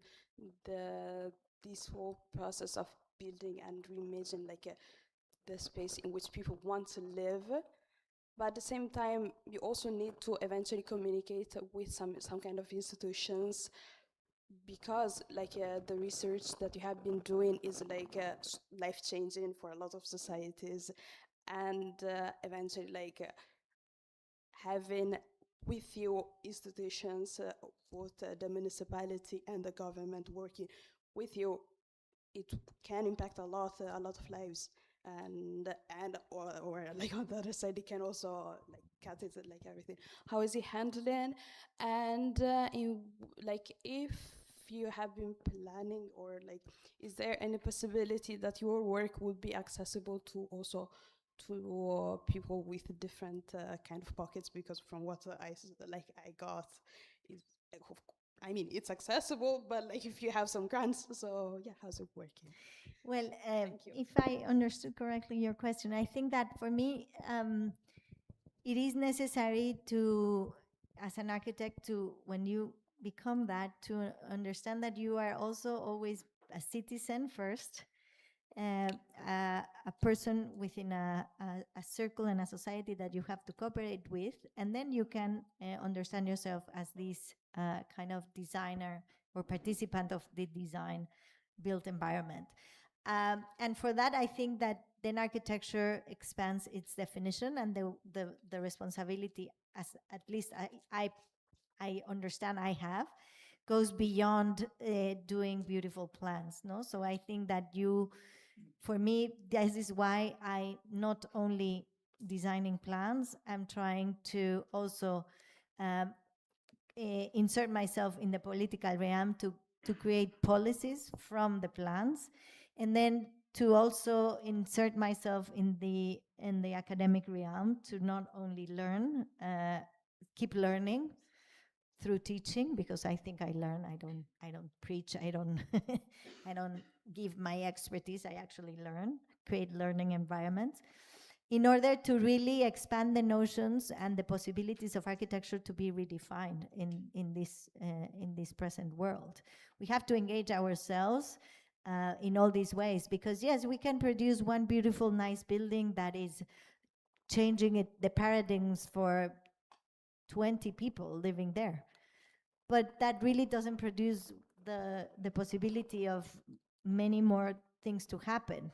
Instead, if that building produces the possibility of changing a policy, a code, challenging one of the inscriptions in the law, or kind of opening possibilities for others to create, like, for example, in St. Louis, Missouri, another way of living because of the neighborhood they're already like aiming and willing and promoting. I think that this then creates a replicating impact. So for me, engaging myself within these levels is really important, it's fundamental, and I think it's my responsibility as an architect as well, no? So what I do, I knock doors, I push things, I talk, I I design, but I always resist, no? So I think that's the basis of everything. Thank you. Thank you very much. Thank you, Tatiana. It's a pleasure to have you today, with us today, and thank you to the audience for the brilliant questions. We have now, unfortunately, to continue with the program, but a big applause for Tatiana. Thank you. Thank you very much. Thank you. Thank you very much, Tatiana. Thank you, thank you, thank you. Thanks so much. Thanks so much. All right. Oh, yeah. So a bit of redecoration happening with to prepare for the next panel. That's mine. Yes, thank you. Do I need this? All right. So our next panel right now is titled "Living Together: Housing as a Collective Project." To brief you a bit about our panel today, it examines fundamentally collective endeavors. Housing is a fundamentally collective endeavor, which is shaped by social, cultural, and political commitments. So from innovative communal models in Austin to Vienna's long-lasting social housing legacy and the approaches to shared living, to House Europe's advocating to a fundamental value shift in the building sector, all these speakers interrogate how cities can cultivate forms of togetherness that are grounded in equity and in care. The discussion spans renovation as political act, cooperative typology, and systemic framework that resist speculation and displacement. Together, the presentations reveal housing not simply as a technical challenge, but as a civic project requiring long-term public investment, community stewardship, and renewed social imagination. So let's welcome our panelists on stage, and let's introduce our first presenter. All right. Okay. Could you take seats? So we can ask you to take seats. Welcome Eder, Michael, Sabine, and Ludwig here on stage. Ludwig's here. Where's Ludwig? There he is. Benedetta decided that we change spots. It's fine. We're happy. We are happy for my neck to have this side. Heather, you're here. All right. All good. All right. let me introduce our very first speaker who is here with us today. We have Heather Woofter, who's the Dean of the School of Architecture from University of Texas at Austin. Heather is the co-director of Axiom in Austin and Cleveland as well. She has taught at Virginia Tech and has spent 20 years at Washington University serving as a graduate chair and director, where she advanced community-engaged studios, interdisciplinary research, and international program. Her work with Axiom spans build projects, speculative research, and major cultural commissions. Heather, we're very much excited to see your presentation. That's the clicker with the yellow button. And very much looking forward. The floor is yours. Thank you. Let's see. Just want to talk a little bit. Oh, speaker. Microphone, yes. It's okay. It should work. You don't need to push it. Yeah, it works already. Just.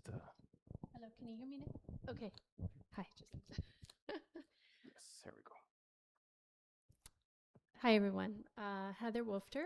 I'm the dean at University of Texas at Austin. Prior, I was 20 years in St. Louis.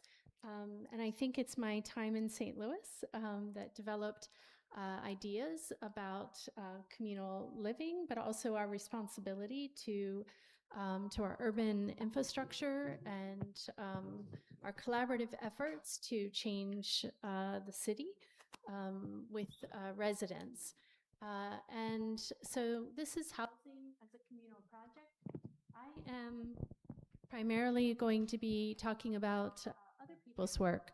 But the thing that draws me to this kind of these kinds of endeavors, and before I became dean, we were working in St. Louis with major non-for-profit organizations, trying to do work in the city that was essentially without any funding, as a very small practice, building up community support and interest, and then moving through a kind of political social system to see those come to fruition.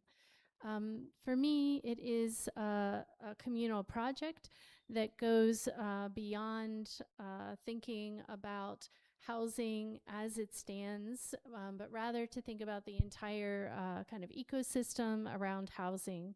I'm not going to use time to read that whole description, but basically that it's a civic project. We depend on communal modes of living, and also that collective living will introduce new forms in the city.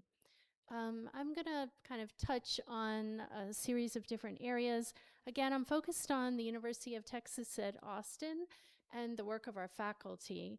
So this first slide is really about some of the projects that the faculty have done, and just to begin to describe that at UT Austin, and it's not the case everywhere, but our faculty are tenured as practicing architects.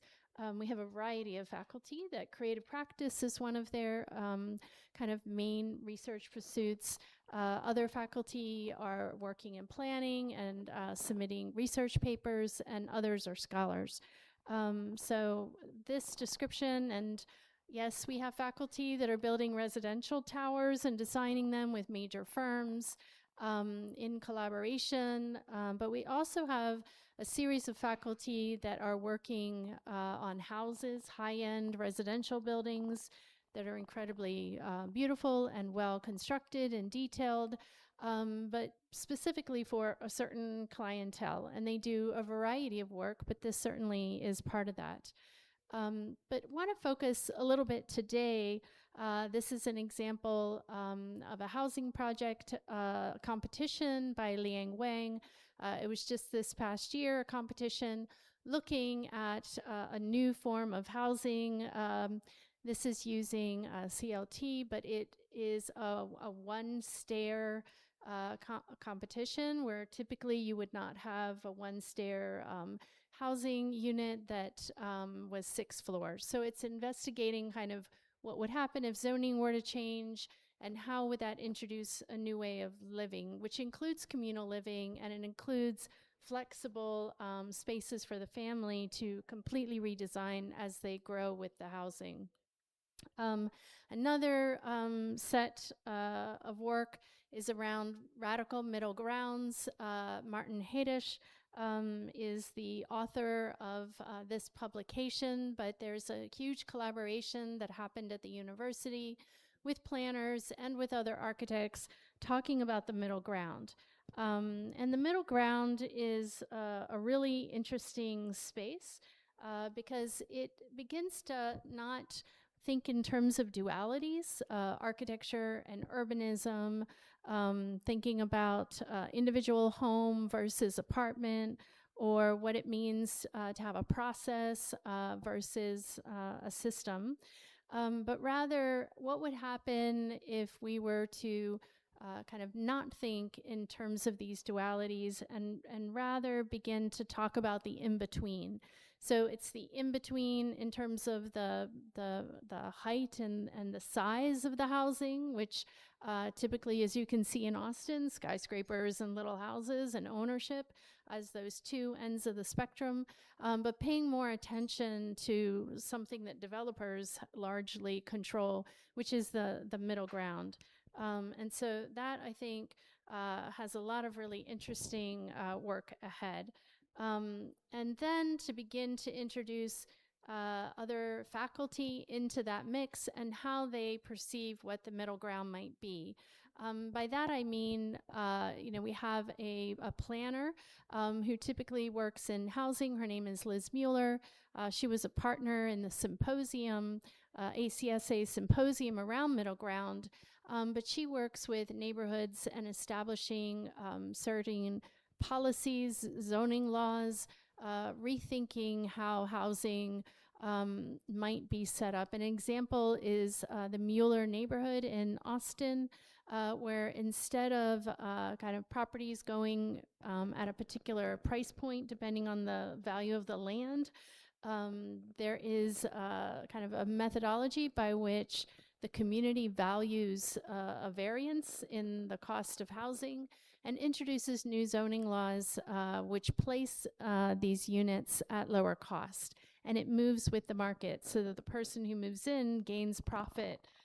It's not that it is a substandard set of housing, rather it's on a different financial scale.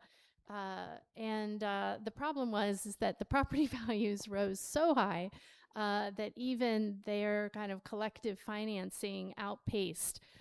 So the owners kind of outpaced the growth that was predicted. And so that led to different challenges. There is another project, and again, I'm just doing a quick overview, but another project called the Archipelago. This is by an architect who's also an urban designer, leading urban design and landscape architecture for us right now, and talking about the city and its growth as a series of islands and a different idea about development.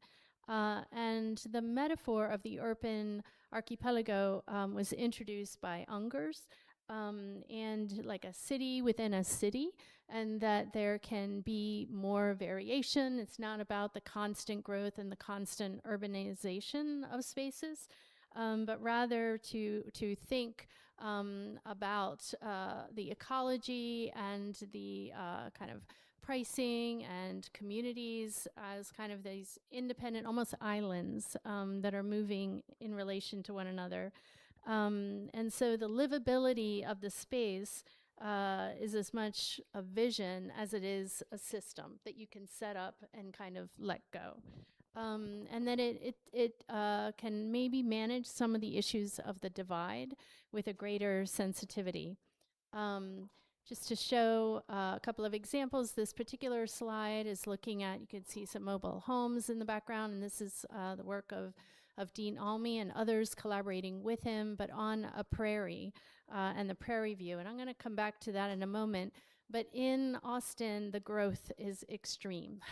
So I think of the 10 fastest growing cities in the fastest growing cities in the country, 4 of those cities are in Texas.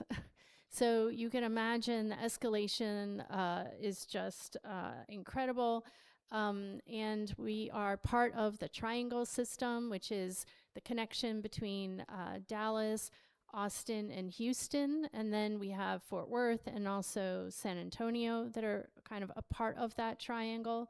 And to the left, you can see the black kind of diagrams just showing the incredible growth over a very short period of time.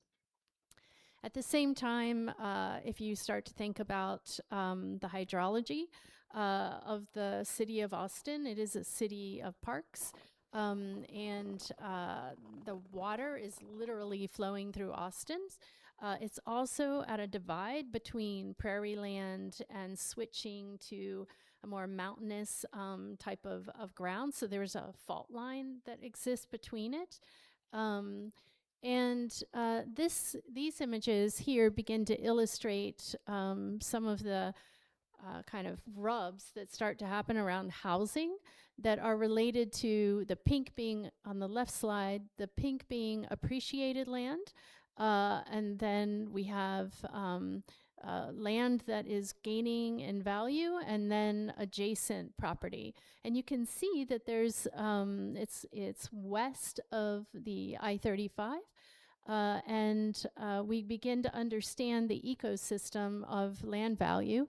And to the right is a slide and a diagram showing these kind of swaths of corridor where development is occurring. And so you can begin to see how the kind of potential is located to the east. But these kinds of situations are very complex. They're interdispersed with a variety of different kinds of neighborhoods. And I'm going to get back to the development of East Austin, which is riddled with complexities. But you begin to see that the urban centers, again, are more like islands. And from the photographs, the kind of different terrains and typologies that are being executed there. Interspersed between those islands is prairie. So it's also our ability to think about the value of land. And as part of the dimension of this city, as we have heard most recently in the news over the summer, we can have flash floods. So developing the kinds of systems that can handle massive quantities of water when we have such widespread urbanization.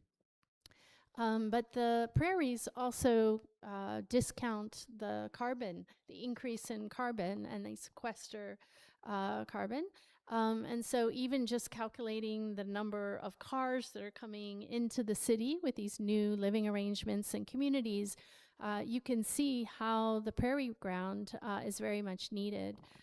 So unlike other places, these very specific natural conditions kind of lead to a pattern of growth, which I think differs from other places. And so the complexity of this diagram, once you start putting those different zones on top of one another, really begins to illustrate the complexity of the problem. But I think we can flip that to say that in all cases, we should be thinking about housing, not only as communal within the residence, but also thinking about ecology, water flows, different municipalities, and I'm going to get on to a couple examples related to that. We have a project that was developed, it's called Cap and Stitch. It was developed by one of our senior faculty many, many years ago, and it's still in conversation, and Sinclair Black developed the idea. But essentially, I-35 is a highway that cuts along the east side of Austin and separates two sides. And that project is a major project to bury the highway and create a series of caps over the highway that then stitch the central Austin to East Austin. And you can see in the slide of the kind of bucolic, middle class sort of freeway that's running I-35. I-35 comes from Chicago all the way straight down. So it goes through Dallas, down to Austin and San Antonio as a key infrastructure. But now that it's a major highway, you can also begin to see how it separated the city. And so the red or the pink that you see in this diagram are the kind of different property values or unappreciated property, the redlining that occurred in many cities. And it was interesting that Tatiana brought up the white flight, or people leaving St. Louis. I was 20 years in St. Louis, so I know this story very, very well. But the white flight that happened in the 50s and 60s out of St. Louis was also compounded by the fact that the residents who remained, who couldn't afford to move out to the suburbs, their properties around them were bought up and left to deteriorate, lowering even more those property values. So you had huge swaths or huge parts of the region that were completely unattended to. And it's a very different situation, nuanced in a different way in Austin. But you can see in East Austin and their desire to stitch Central Austin to East Austin really relates to the massive development that has occurred in this part of the city. This is the cap and stitch. The university is doing a section. The city is planning to complete other sections. But you can see the image on the right, which has this view, of course, centrally focused on football, of connecting the two sides. This is a student project, because I'm going to sort of flip to talking about the superblock and the middle housing zone and the superblock, and sort of rethinking the superblock. These are students working on the cap and stitch project, trying to determine the morphology. It's an introductory studio, but trying to really understand the complexity of all the different scales at play in the city, and redefining what that might look like. There is the Texas Triangle to give you a better illustration. The image on the right is the greening of the highway, but essentially producing an environment where more commercialization will occur, and the development will move west to east. The superblock I mentioned earlier. I'm not going to go into the historic models of the superblock, but you can see that one is more porous and another is about creating a tighter community. And the students testing and pushing against those models to understand Austin in a kind of more open-ended way. And I'm going to give you an example also at UT Austin related to housing, because I think sometimes we stay in the scale of the city and we stay in the scale of the architecture. But this was a project kind of coming from a student who didn't have any light in their bedroom. And the faculty member was extremely surprised to learn that the students were actually rotating through different bedrooms so that they would get access to light every 3 months. They would kind of rotate on a volunteer basis. And, you know, we all thought by code that that wasn't allowed, but it turns out that there's a loophole. And so when you ask about what it takes to get things done and to work with the city or others organizations, they were able to get the International Code Council to approve the daylighting requirement and eliminate the loophole for schools and residential buildings. It was a multi-year project.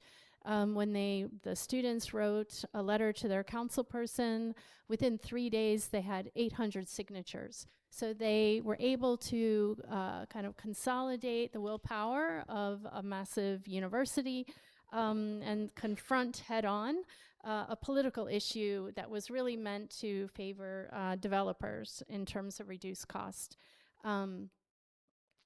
Okay, I just have a couple more slides.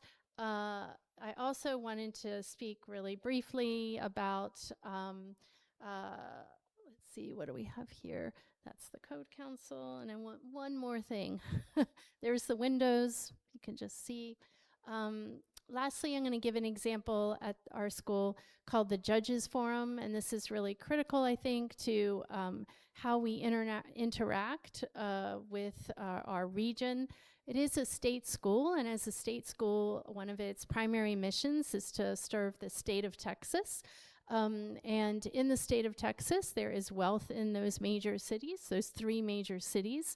But there is so much land and critical key decisions about the land in between.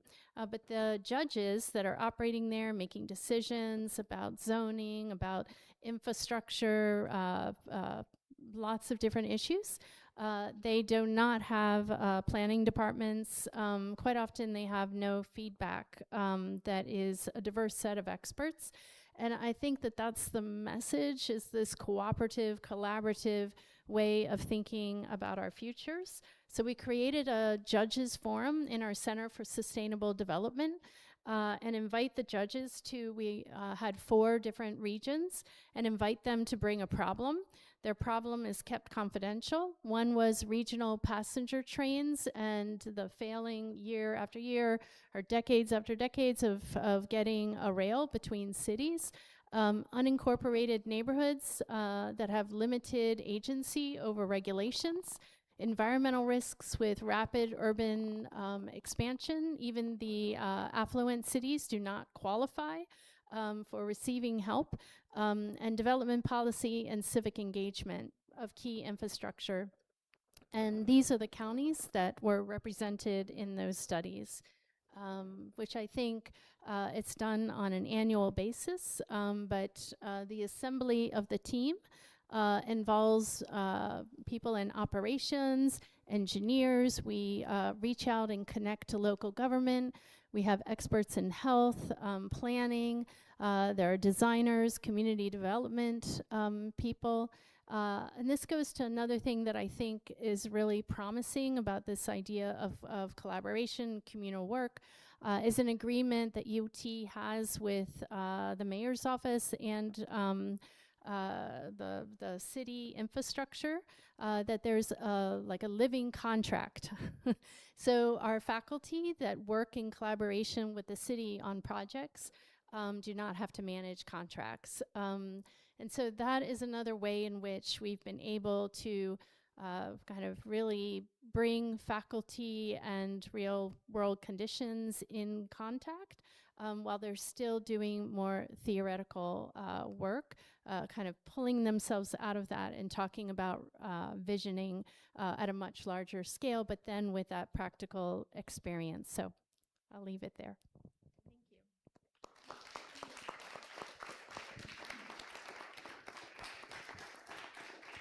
Thank you. Thank you, Eda, very much for bringing Texas experience and your university experience to the stage. So now we move to Vienna, and I have the pleasure to introduce our next 2 speakers, Michael Obrist and Sabine Pollack. So Michael Obrist is one of the 5 founding partners of FEL 72 Architects in Vienna and a university professor at TU Vienna. Since 2018, he has been university professor of housing and design and head of university's housing and design research department. Sabine Pollack runs the architectural firm Koeb & Pollack Architecture in Vienna, together with Roland Koeb. She works theoretically through books, essays, and the ongoing urbanism blog In der Standard, while also conducting research on the topics of housing and feminism, community and urbanism. She works with her office as an expert on communal housing and the new form of living in Vienna. Sabine and Michael are both co-curators, together with Lorenzo Romito, of this year's Austrian participation at the Venice Architecture Biennial. So welcome to Sabine and Michael.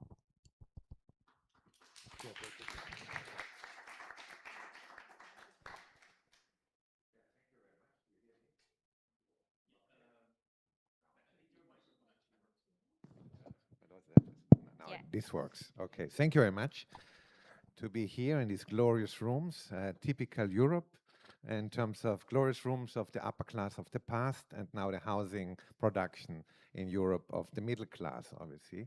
But I think this is pushing a little bit also the narrative and the question how we have to deal with. Let's go into the next slide. I hope it works. Yes. As already mentioned, and I will not show it because you are free to still join the excursion to the pavilion. We made it together with Lorenzo Romito and Sabine and me. And it was the key question was starting exactly from the housing crisis. Sorry, I went back. How can I go? The other one, which one? This one? Yellow. Yellow is the one to follow. Thank you very much.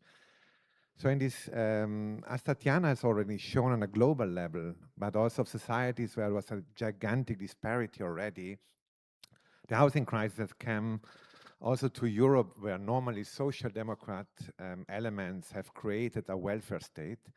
And now, mathematically speaking, you, me, and all the others, we are not able to buy throughout our labor force with the accumulation of money any house anymore. House has become a commodity, has become an enormous speculative moment. And obviously, beyond all the questions, which we also will discuss, of that they not even fit with our gender rules, they don't fit with how we want to inhabit this planet, it becomes an impossibility to access.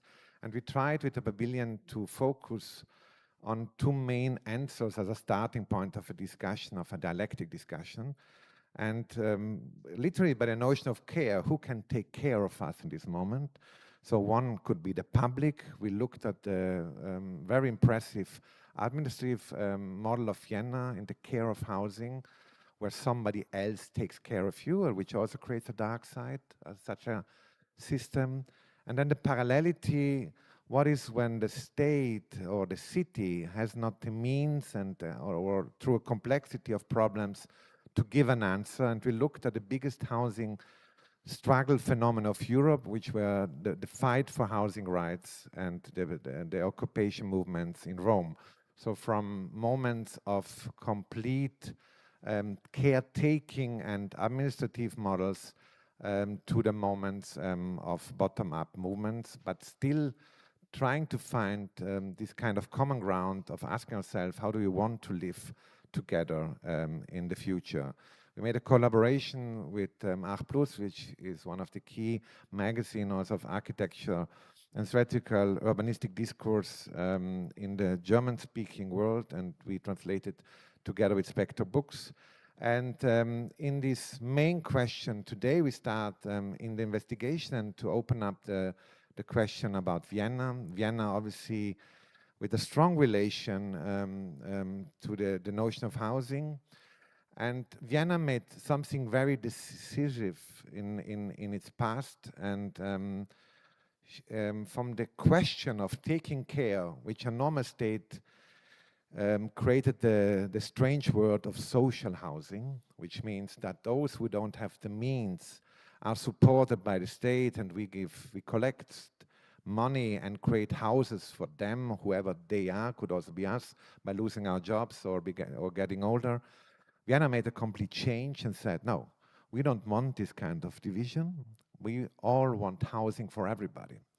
And so there should not be any kind of a division between the poor and the middle class, but we create an emancipatory model. And this emancipatory model obviously is created through rules, taxes, and accessibility. So that's what you see here is the map where we see the ownership of municipal apartments in Vienna. Vienna is one of the biggest owners in Europe. It has 220,000 municipal apartments. And parallel to that, even more important, since the beginning of the 80s, there is a huge system of cooperative non-profit houses, which are 200,000. And at the beginning, we were even trying to make the map of both, but it seemed like the whole city. So all this kind of map shows where the rent in one of the most rich cities in Europe, it's about 8 to 9.20 euros a square meters. If you compare it to Milan and Munich, you know, we speak here about prices which are a third of that. And this is a choice. And strangely here, the most important map becomes super, super small. And we don't know why it jumped. So you have to focus on my imagination. If we speak about Vienna, we speak about 4 different Viennas in history. One obviously is the moment when it was still an imperial structure with an incredible growth of private market. Then the collapse of that empire after the First World War, the magical moment of Red Vienna in a declining city where for the first time the Social Democratic Party is on power. And then the dark 15 years of Nazi occupation, the annihilation of the second part of the city, which was the Jewish liberal society, incorporated in that society. Then the shrinking after the Second World War of the city put on the border between the East and the West. And then just after 1989, after the Iron Gate has been transformed, a complete new rebirth and an unbelievable growth of the city of plus 500,000 people within the last 25 years. But we have, I think, a major problem here with the graphic. I don't know why it doesn't work. Normally it should fit. We don't know. So it became a city of tenants. And I think that's also, it's incredible. It's on the other, it's flip upside down that what you normally have. We have 70% of the population which are living in rent. And that means you create a milieu where you don't even think about living together. We have the overlapping here of the municipal housing and the non-profit orientated housing and the private market, which generates it like that. But I think we have really a kind of a PDF problem because I think we don't see it like that. It's a normal PDF. It normally works full screen, and it should work. I don't know why we have this situation, because it's not comfortable just to listen to my voice. But in the meantime, I think the key moment is to understand this kind of choice. That means how can we achieve that? How can you access this kind of very cheap rental system? Mathematically speaking, more than 85% of the population with the income have access. Why? Because they can earn until 60,000 euro netto. That means 100,000 euro maximum a year, one person. That means it's a huge amount of money which goes from the poorest ones until the middle class. The consequence is that everybody, everywhere, because they are spread everywhere in the city, is living in the same houses, is living in the same kind of neighborhoods, and throughout this overlapping of system, it creates a fairness and an apparatus of justice. Obviously, behind that apparatus, all the classical questions are still here. The question of how do we organize space together that we could live together, but I think in there, these kind of major problems are. Okay, okay, it's no problem. I will stand up and I can show it like that. So more than half of the population live in this kind of very reduced rental system. There is a care apparatus. Just the tenants of the municipal housing are 500,000 people.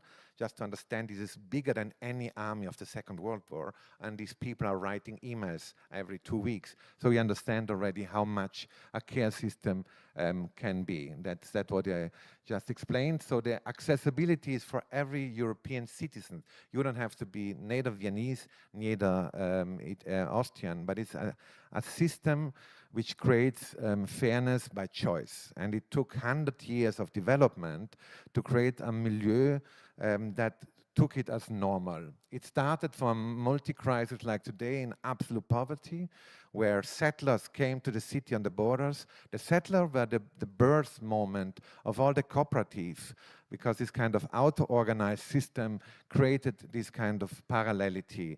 Parallel to that, the decision of the city to make this kind of palaces of emancipation, where you create a moment where you see housing not just as an accommodation, but as a moment where at that time the workers called in that moment, still this kind of proletarian movement, became citizens. And by integrating a lot of elements of the city itself in this morphology of the city. So that means housing with theaters, wash situations, community accommodations, where for the first time all these subjects became subjects of emancipation and of a different way of living together with this famous courtyard. But again, the main element was really to emancipate them and to make them part of a city system which goes way beyond the logic of pure accommodation. So that means in an operating thing, in a moment of care, very, very important questions were switched to Sabine Pollack. Yes, I have to stand up, otherwise I don't see anything.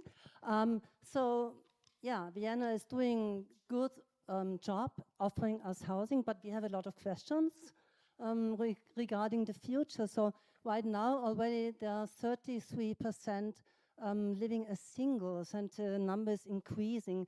Migration is increasing. There will be so many different cultures that we cannot deal really with until now. Isolation is increasing, but there is poverty. Single parenting is the normal model already.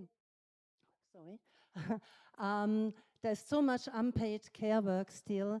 Climate changes we have to address, and how do we build in future beyond families, typologies beyond that. So the question is, what do we mean with affordability, and what do we put in account? Is it just the rent? So I want to introduce two focuses of our research. One is the model of the one kitchen or one kitchen house. This diagram shows it's part of our research in the pavilion. It shows the spaces of liberation. So Vienna was one of the first cities in Europe who integrated gender planning as a tool in urban planning. Very interesting. But maybe everything started at 1900 when Sigmund Freud was publishing his essays on sexuality. From that on, experiments were done, all dealing with the liberation of the body, and especially with the liberation of the female body. So one of the most iconic examples of that is the so-called one kitchen house Heimhof, a project initiated by a woman, Auguste Fickert, and then built 1911, and then built between 1921 and 26. So the idea was to have finally 250 small apartments without single kitchens, but they shared a common kitchen in the ground floor. So instead of having 250 totally similar kitchens in every apartment, the dinner and lunch was cooked here in the central kitchen. You see there are still the women working, but the big difference is that these women were paid for their work. So there's it was integrated into these new apartments where a central kitchen, a common dining room, a roof terrace, a kindergarten, a laundry staff was taking care for the laundry, there was a cleaning staff, and a paid care work. There is a very funny advertisement film that shows how it worked. So it shows a family coming new into this one kitchen house.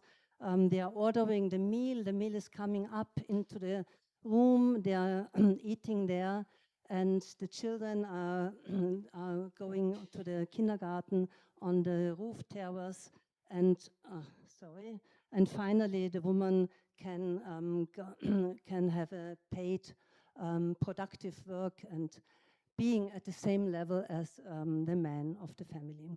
So I want to show just briefly kind of case study as a reference to that one kitchen house that we were doing with our office, a kind of solidarity model.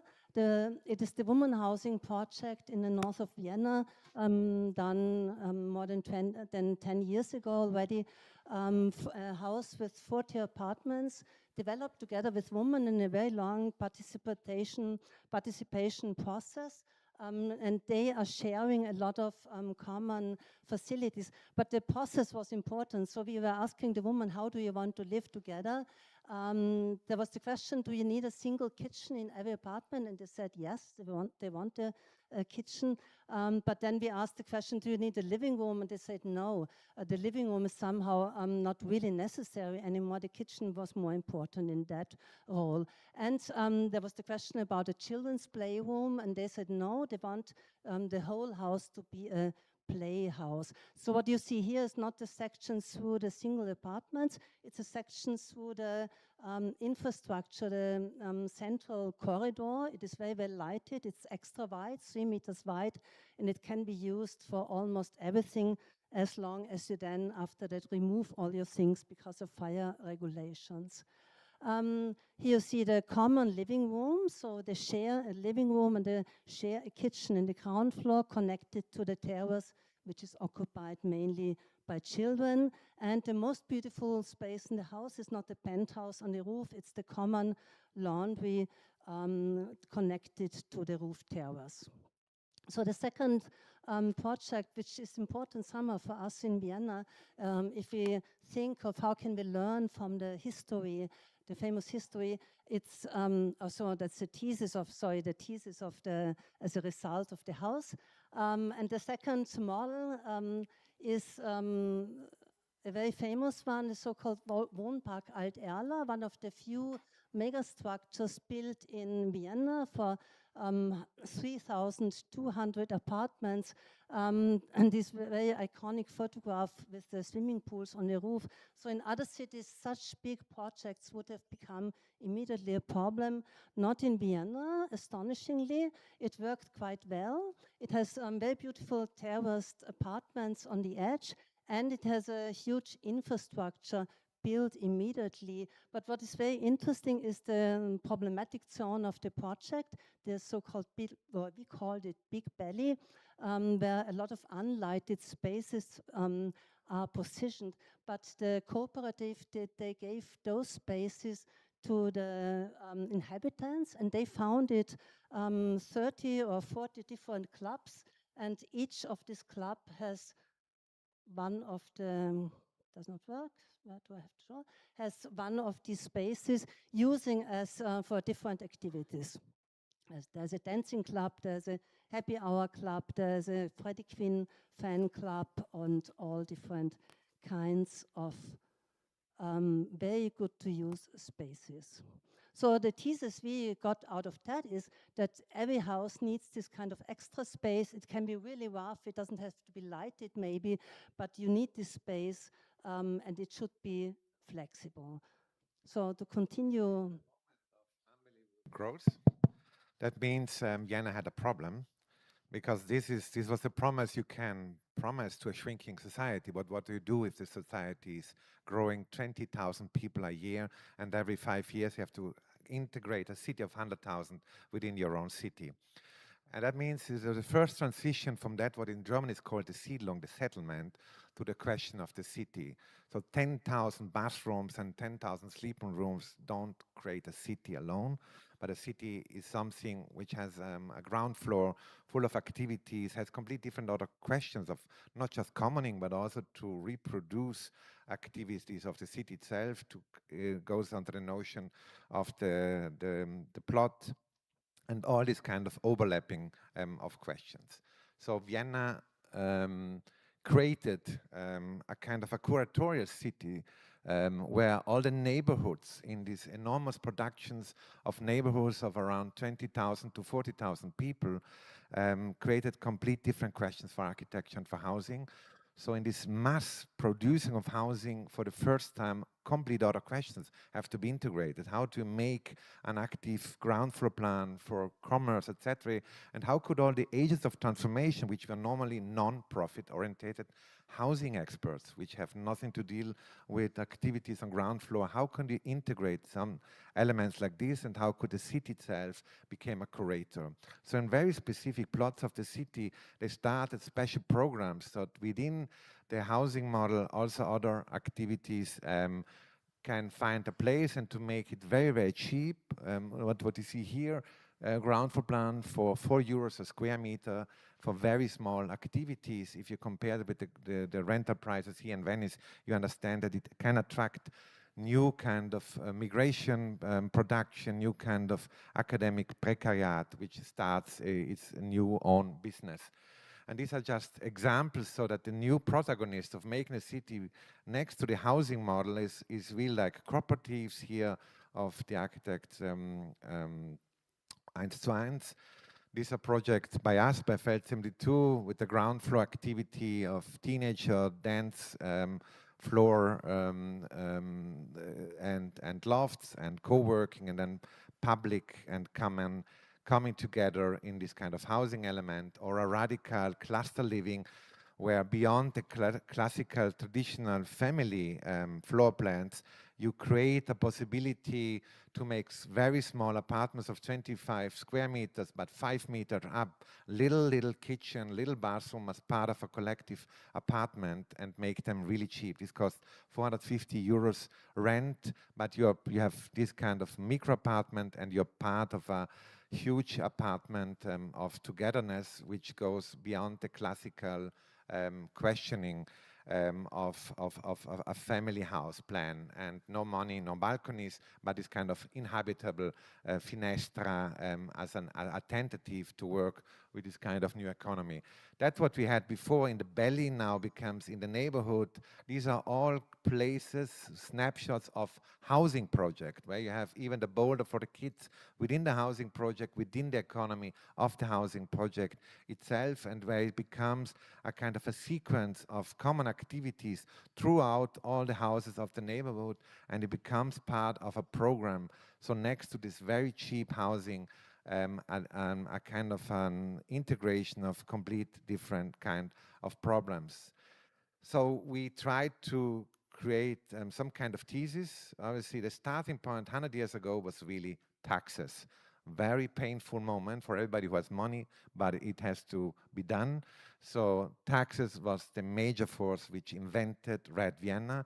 And for those who pay the taxes, it was written very, very big on the houses, financed by taxes. So also if you could tax Airbnb or Google, we could put them big on the houses, financed by Google, and they could also, with a philanthropic approach, even be integrated in a public service program. But I think it's fundamental to understand somewhere has the money to come from, and we have to start. And as Silvia Federici, 50 years after the One Kitchen House declaimed that we never calculate, neither in the Marxist calculation, neither in the capitalist calculation, the unpaid care work. So fundamental also to understand there is money missing in our calculation is the care work which is not paid and should be paid. And there are other elements like don't sell land, but buy it, because you need it to make your houses on there, which could be public, create neighborhood, not just houses, and try to create more common things with less private. Thank you very much.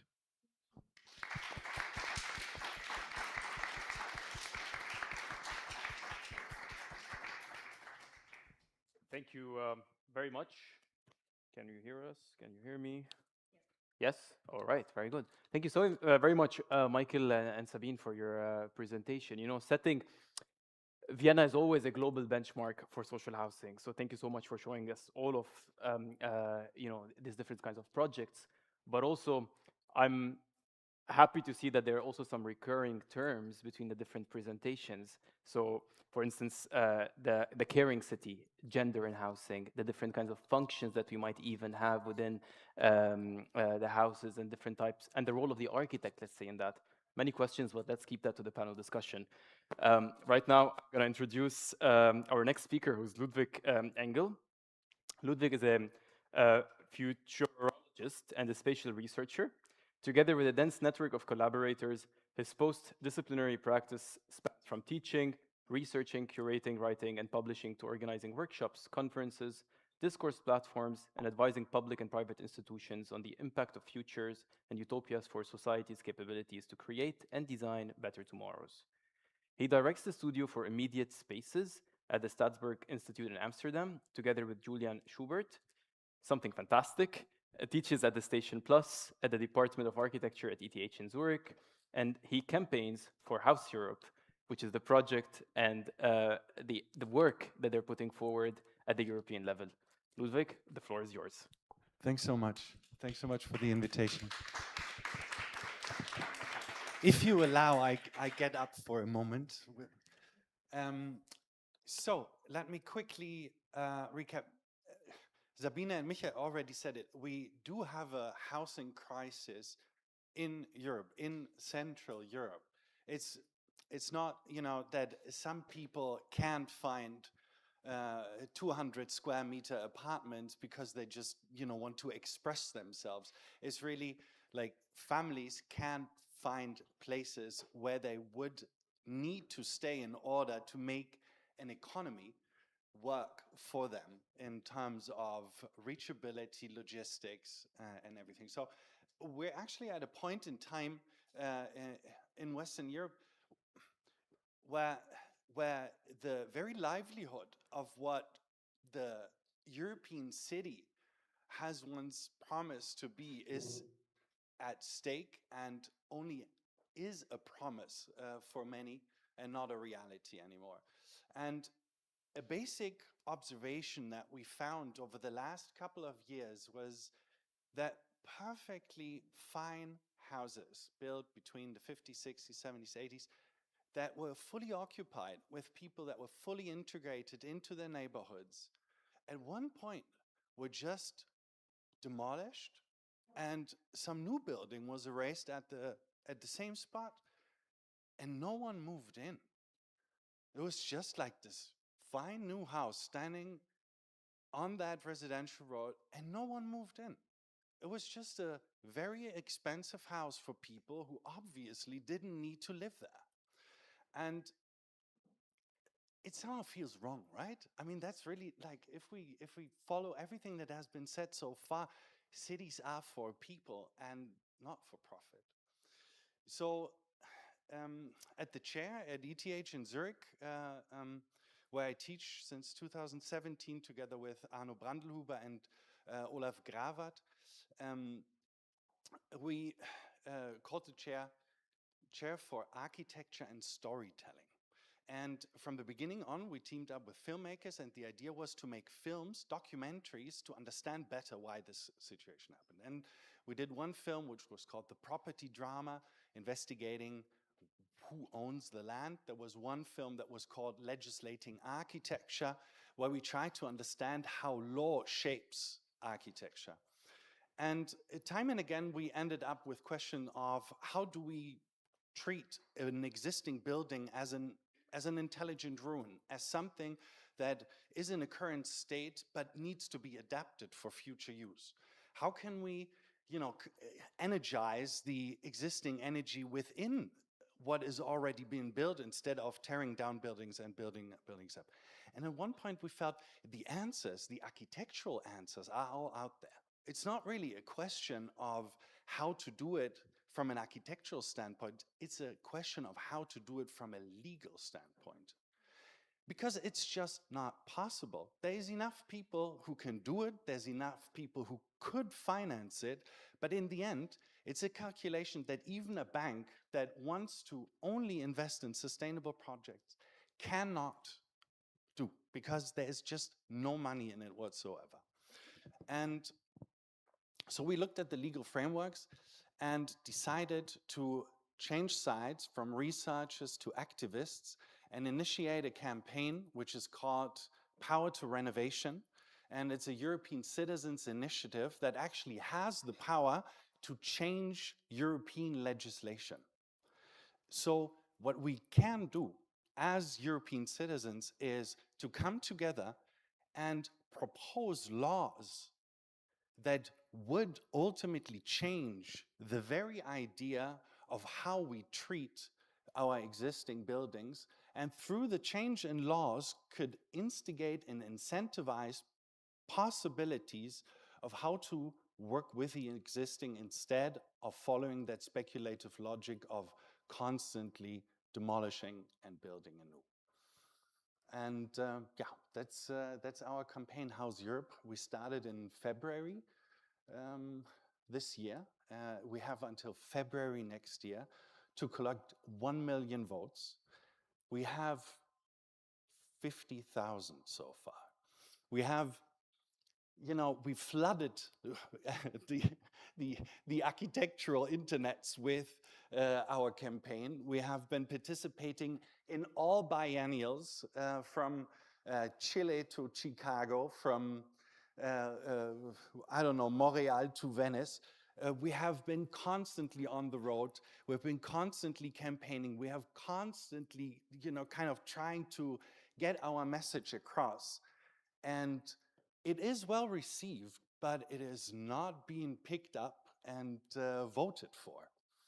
And yeah, that's an interesting insight I want to share with you a couple of weeks before we finish. That there is a possibility to get into these legislative frameworks.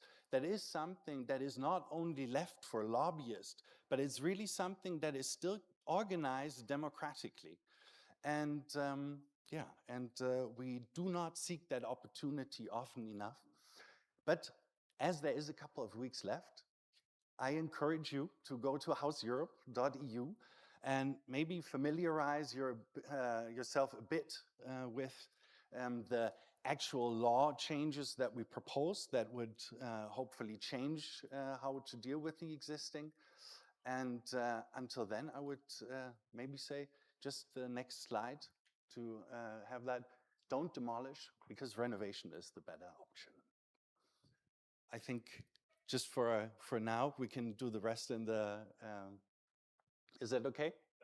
Perfect. Yes. Okay. Thank you very much.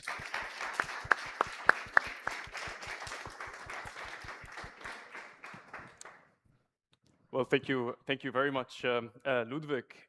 Indeed, you know, so we also call for signing the petition. Only 50,000. That's quite ambitious to reach 1 million within a couple of weeks. But you know, thank you so much, Ludwig, for your presentation again, where you know House Europe is very much promoting the renovation. Sabine and Michael were speaking about Vienna, different kinds of architecture, and Heather, all the work that you've been doing in Austin and all the work that previously done in St. Louis as well.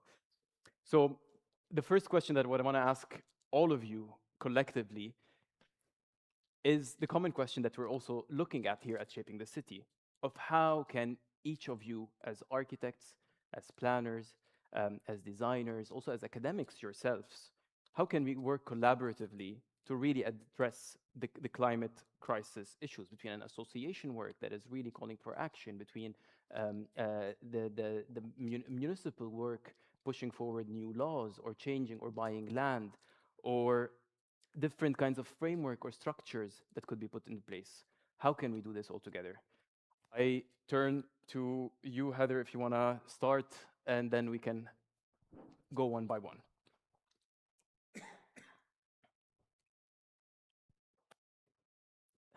Yeah. All right. Works? No? Is it working? Yeah. Hello? Is it working? Okay. Yeah.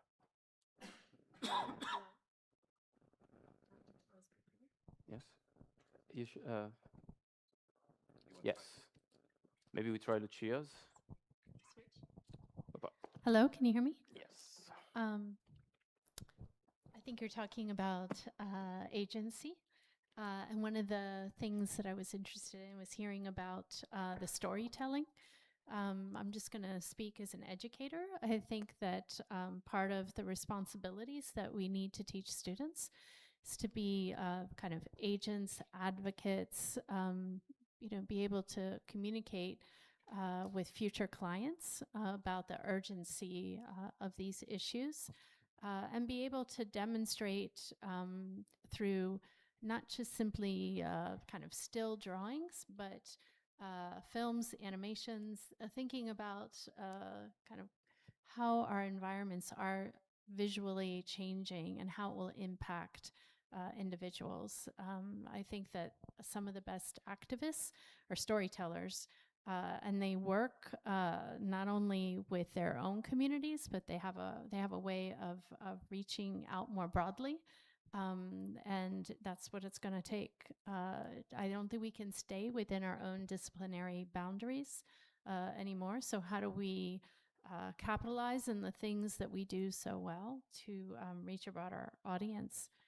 That's just one thing as thinking about students and instilling that ethic within them.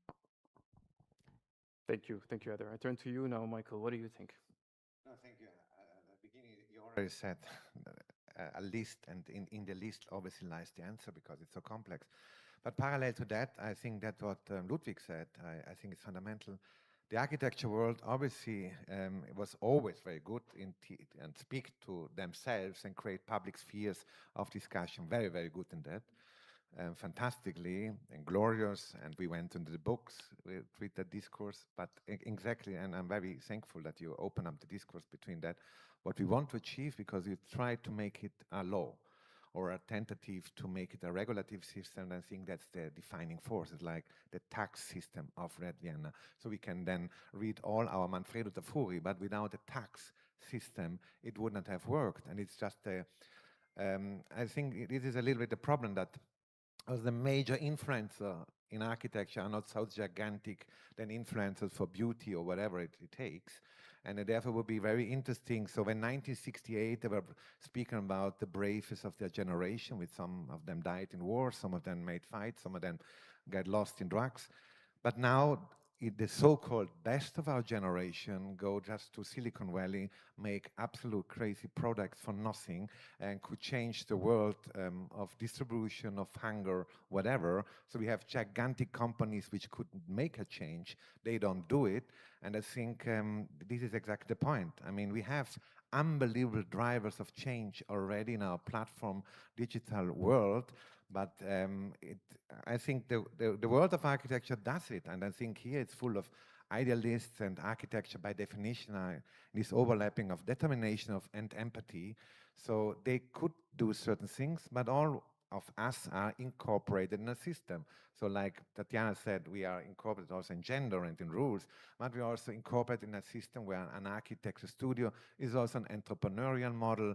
So it has to care for clients. You can just convince somebody, slowly convincing them. And so the major force of power, yes, we have education, which can implement ideas, but I think it's really important to go exactly to the game changers today, which are paradoxically very young people, and be able to convince them to go to be ally in this kind of question. Thank you, Michael. Yeah, I also want to say thank you to Tatiana. When you said that you feel guilty for every kitchen that you build, because you rebuild the typical gender roles of women cooking in the kitchen, man is working outside or whatever. Yes, we are guilty, and with every single family house, we are guilty. With every normal apartment that is shaped for a normal, typical family, we are guilty because it doesn't exist anymore. It's very important that we know it, but on the other side, it's not possible all the time to leave that scheme. And we are part of the system. We are building it. We are doing it, but we have to know it and we have to work on it. I think that one solution is to create or to find an active civil society. This is what we learned from Rome during the research for the pavilion. When the state is not offering you something and the city is not offering you something, then something is created by the people by themselves and within the occupied houses, or with this huge park at the Lago Policante, where just a group of people took it over, cares for it, plans, takes care that it doesn't get polluted and so on. So if we are able to activate people, or if we at least offer spaces that they can use to become active, I think that can be one solution. Ludwig. Just, I couldn't agree more with everything that has been said. So I might maybe just add one other Viennese example of Otto Neurath, who through his information graphics in that same time when Red Vienna was being built, also started educating the inhabitants on the larger global context in which they were operating and whom and against whom they were actually paying taxes for, right? And I think we're at a very weird moment. Also, I think Michael hinted at it in the beginning. At the moment, if you have money, that money grows faster than the money that you can earn, right? So the distance between, like the financial economic distance between a person today and a two-person that both work their asses off today, the one having money already, the other not, will have increased in 10 years exponentially. Because the one who already has money now has money working for them now that whoever, you know, is just earning money can never get to. And since that is directly related to how hedge funds invest, you know, hedge funds, you know, they can have billions and billions in virtual products, in services and companies, but they need to have a low percentage in real estate, in tangible stuff, in things you can touch, you know, that are immovable. And the more money is being put in the hedge funds, because everybody who has money gets more money, you know, it's just growing. So the money needs to go somewhere. So it all goes into hedge funds, and that investment volume globally is increasing and increasing. And they still need that 7% real estate as a base. But they don't need it for anyone who lives there or needs to do anything with it. They just need it for their portfolio. And so this 7%, this money is growing and growing and growing. And this means that more and more of available property, available ground is just being sold off for no one that actually wants to live or work there. And you cannot do anything but work against it with laws. You have to tax it. There is no economic tweak to do that. There is no, you know, you can't, it's just impossible. But in that whole model, since we're all also understanding ourselves not as renters or owners of buildings anymore where we live, but as asset managers of that little, you know, speculative bit of economy that we're participating in, there we are also complicit.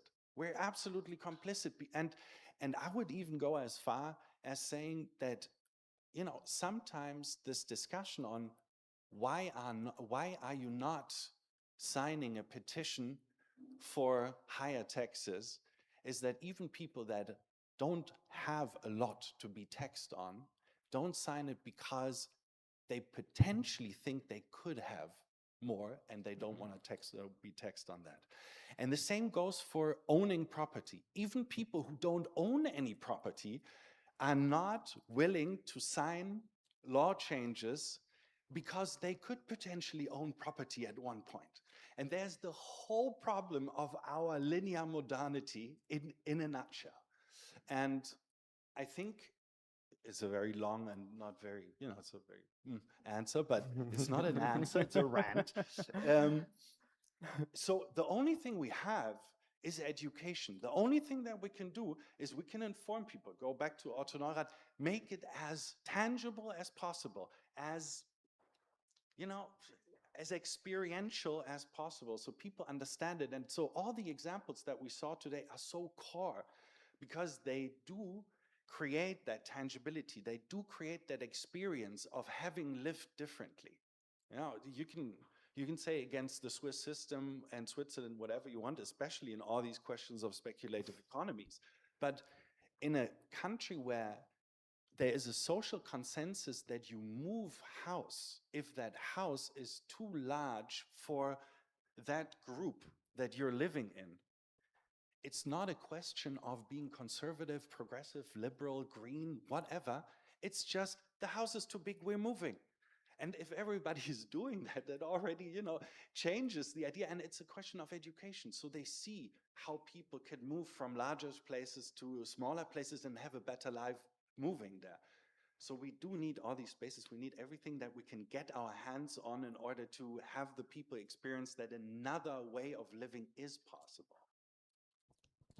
Thank you very much, Ludwig. You know, like bringing this aspect of affordability and, you know, all this hedge fund. Before I give it to Lucia for the next question, I'm curious because I was seeing Heather over here. This is what Ludwig's getting to the table here is very much bringing it to Vienna, to the European perspective. Is there anything like this in the US? So how are you grappling with these issues in the US?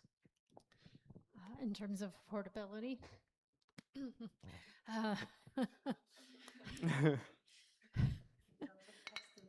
Yeah, it's a market-driven economy, and that leads to a certain outcome that doesn't have a lot of capacity for the kinds of crises that we're facing. I just gave that one example of the Mueller community where they had decided collectively that there'd be different types of housing, single family, multifamily, at different scales, and that they would also, that the community would buy into reduced cost housing, but it's not low income housing. It's housing that looks very similar, but you're able to gain access to a lower price point. And the irony of that system is that those that bought into it, because it also comes with it the idea that you don't just abandon the property and then another person who qualifies moves in, you actually gain and you're part of the market, so that you are able to not be paying rent and then never be able to elevate yourself. But because the market went up so high, you know, the profit gains were kind of miscalculated. Great for those families that were then able to either stay there or move to another location. But again, they were victims of the market. So, or they weren't victims of the market, the next buyer, you know, trying to manage that cost. So I think there are some very clever models out there, and I do think that models are transferable, and it's interesting, but we each have our kind of particularities, being in a particular state, being in the United States, which of course changes a lot of the conversation, but it's always interesting to hear more about these financial models that have an ideology to them. And people that join those communities join them for a reason, because they believe that that is like a recyclable kind of a bigger idea behind communal living. I do think that as Tatiana, I'm very familiar with the project that she did, and I think it's in high demand. And I think that the younger generation is wanting something different, but I don't have one particular model to point to. That's perfect. Thank you so much, Heather. And then on that note, I give it to Lucia. I would like to pick up from this concept of architect as activist, no, or like how you like operate in your different contexts, and how we see more and more like also like how the different players, they really like raise the voice, you know, towards change. I was in Copenhagen for the Assemble, and you know that was an amazing format. I believe in the way that architects were asked to propose like a new law, a change in the law to make the city or the house a better place for living. And that was a sort of course, it was really, really, really interesting. And of course, House Europe was there. And of course, the conversation about how everybody in the room was really understanding the issue. But then in the end, the numbers of the people they sign up is not what you expect, right? For something that takes 2 minutes. Yeah. Really 2 minutes to sign up for. You need to be slow. Yeah, like But what I would like to ask to each of you, like to help us to build our manifesto, no? Maybe that can be like something that can help us with our aim for this edition of Shaping the City. And you shared that through your presentations and experiences. If you would change one policy to make your housing, your city, like more equitable, more affordable, what would that be? Like one thing you would change? Ludwig, your answer is very well known. But I think it's very easy. Is you need to have you cannot buy ground, and it needs to be leasehold. So like the practice of having 99 years to do on that land whatever you want, fine, but you never own that land. Done. Done. Really. Everything else we can take from that. Everything else we can handle.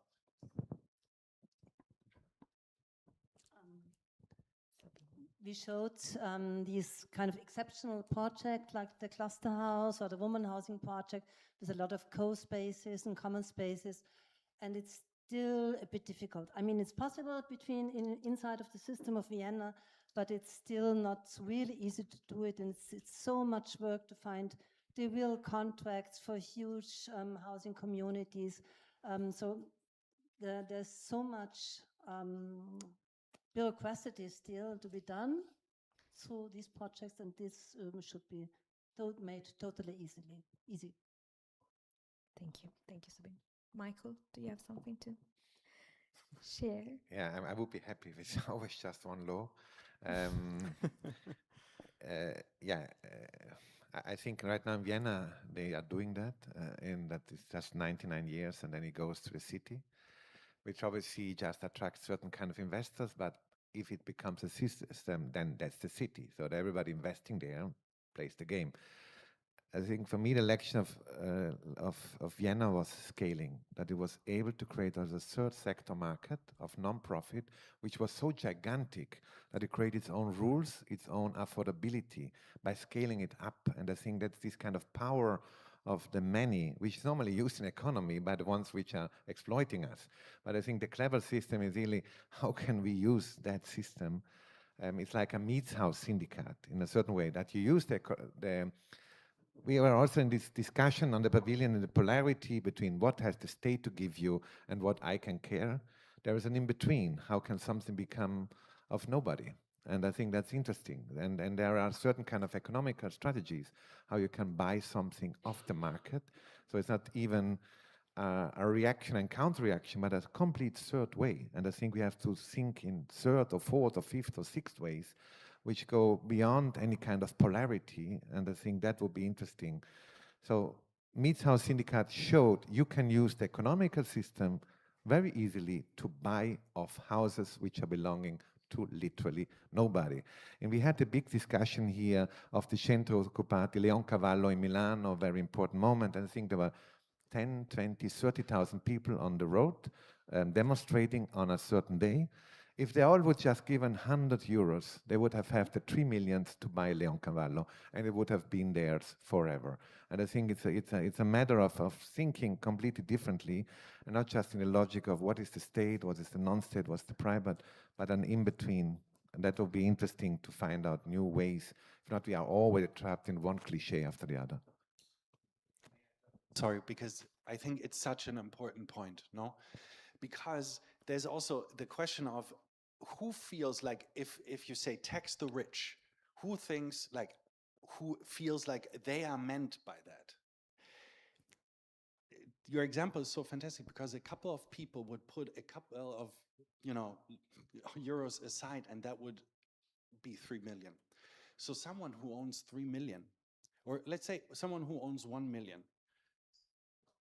is just 1 million euros away from someone who owns nothing. But a billionaire is 1,000 times further away from the millionaire. But the millionaire still associates himself with the billionaire. That guy is 1,000 times farther away than the poor guy without a cent. right? Just in terms of money that is between us, because it's 1,000 million. It's not, but, and these false alliances also create these false expectations that you wouldn't be able to afford something, right? That you couldn't come together as a group and really make a difference in a scale that would be visible. And I think that's so important to also, like, yeah, there's just such a misconception of like who actually owns the city, and also the people that think they own the city, they don't know. They don't own anything. They own this one pool house, and they, but they still protect those who basically take everything from them. So yeah, sorry, but I think, talk a little bit more on the economic side of things, but perhaps not to go to the lengths that the previous example does. There's this economist, he passed away, but his name was Eric Sensi, and he talked about a different way of calculating the cost of things, where it wasn't about how many dollars or currency purchase a certain piece of land, but rather it was the cost of the environment. So instead of us calculating things by dollars and cents, we're calculating things by fresh air. We're calculating by the numbers of people who have opportunity to water. We're calculating, so part of me, again, being a little bit of an idealist, but I think in a very practical way, if we were to flip the conversation, and I think it does feed into some things that were said earlier, if we were to flip the equation, what is the value of common ground? And how does that value come back to a single ownership? And I think it would make all of us feel responsible to a greater whole, and realize that even if we just singularly care about our own air that we breathe, we are part of a bigger network. And what does that cost? And so I would love to see a different way of talking about the economy. Very cool. Thank you so much, Heather. On that note, I'm turning here to the audience to see if someone has one last question. Oh yeah, Coleman.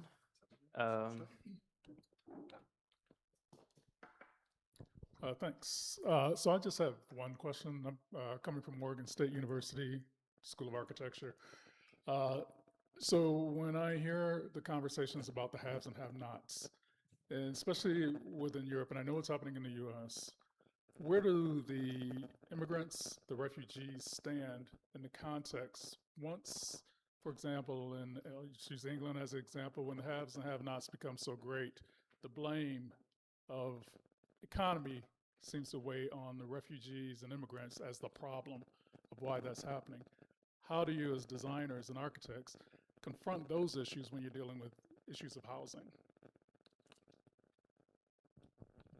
Who would like to pick it up? I think Vienna is a good example because it's a huge city of immigration, because it's situated on the border of so many overlapping flows. And it also has been calculated by Richard Sennett and with the UN as one of the future arrival cities of the climate migration movements, because it's the first, in a certain way, a place where a certain kind of economy established and where you think you can stay. And in this kind of, I think it's the most crucial point right now. How can an arrival city be both in terms of an integration possibility, but also become a moment where you use also the different kind of knowledge, the different kind of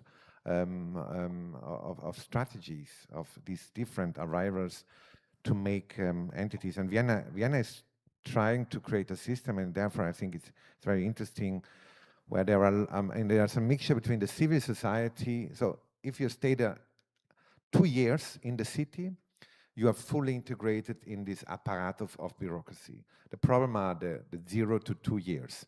And there is the civic society, which create in alliance with the city possibilities to cheap access to different housing models, to possibility of integration in the market, etc. But a lot of these are fields of negotiation, but it depends. Where are you coming from? What is the bureaucratic level of integration? Is it outer European Union? How is it? There are it's a gigantic amount, obviously, of international laws overlapping. But I think the interesting thing is it's the key question right now, how to put these models. So we don't speak about an arrival. I mean, if it's an arrival of migration with economic power, there is a system, obviously, of access.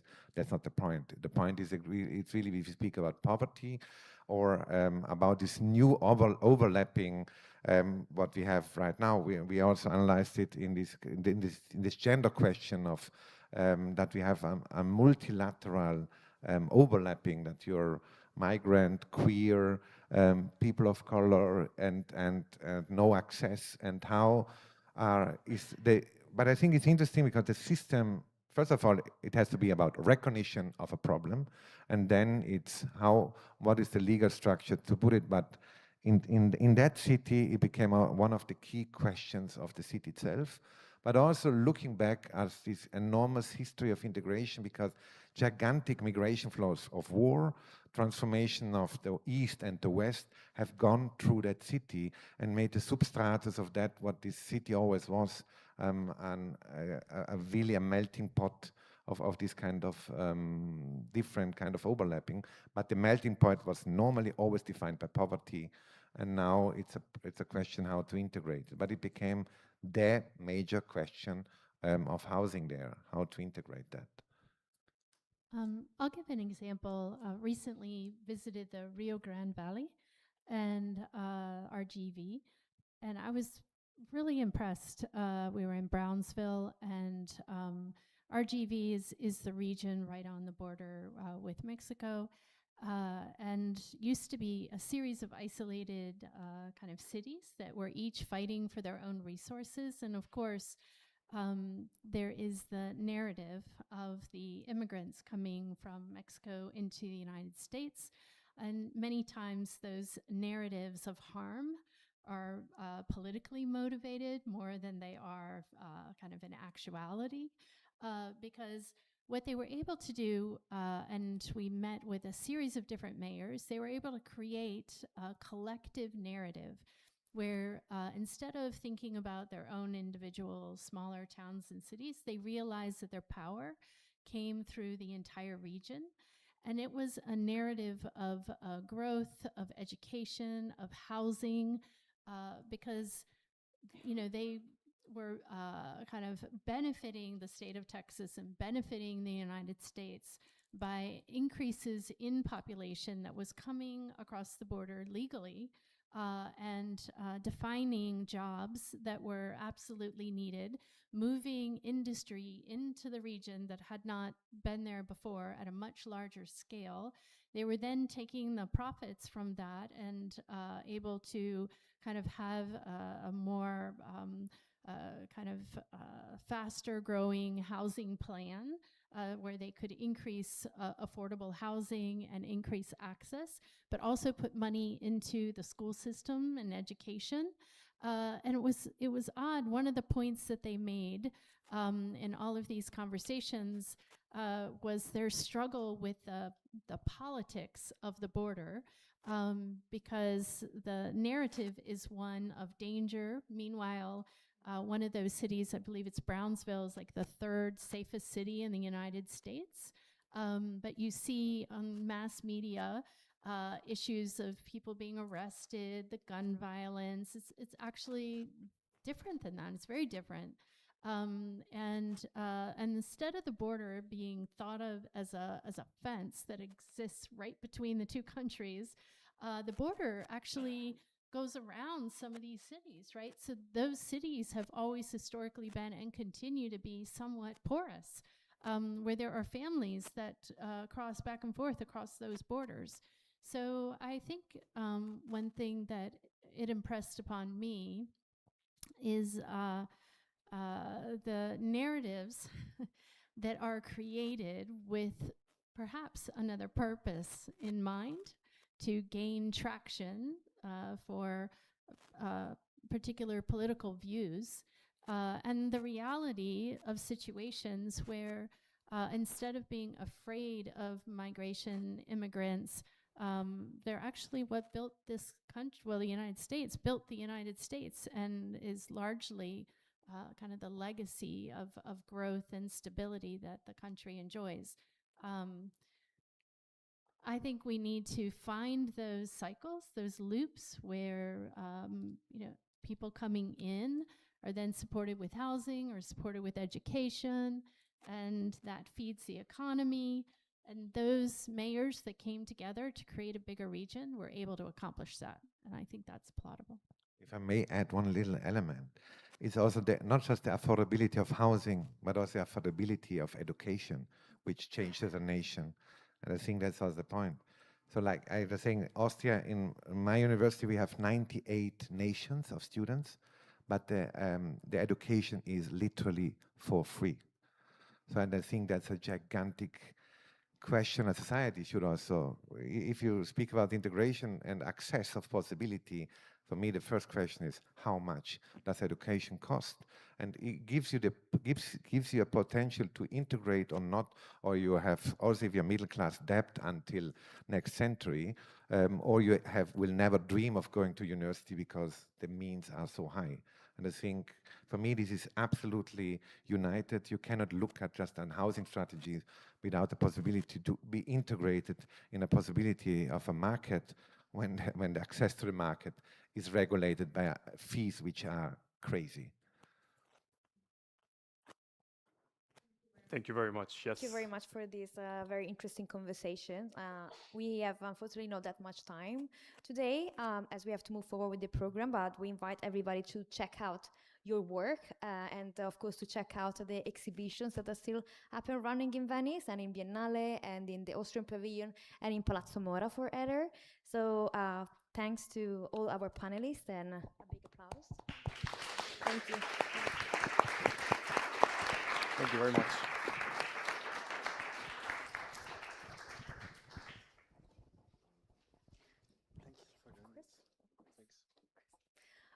As we have a new setting here, coming up, and we soon invite our final panelist presenters to join us on stage.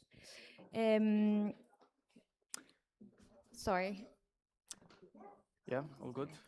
Okay, so before we close our today program and then we move all together to join a Prosecco in Palazzo Bembo, we are going to move from the United States and Vienna, and we come back to Venice. Come back to Venice, yes. We come back to Venice with our closing presentation. After traveling between the USA and Europe, now we come back to Venice. Our next guests will present us Unveiling the Unseen, a visual research book exploring 20 years of national pavilions at the Venice Biennale between 2004 and 2023. Please welcome them on stage and a big round of applause.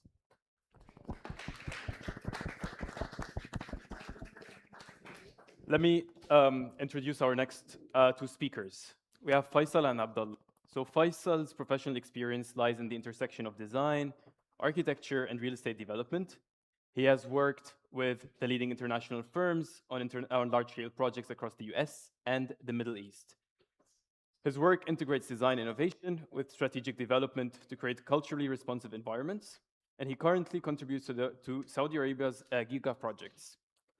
Abdullah is an architect and a designer at Foster & Partners with an experience at Populous and Amala. His work includes King Salman International Airport, the Riyadh Expo in 2030, the Saudi FIFA World Cup in 2034, Red Sea Development, and others. He has also contributed to the acclaimed Saudi National Pavilion at the 58th Venice Biennale. Without further ado, Abdullah and Faisal, the floor is yours, and we're very much looking forward to your presentation.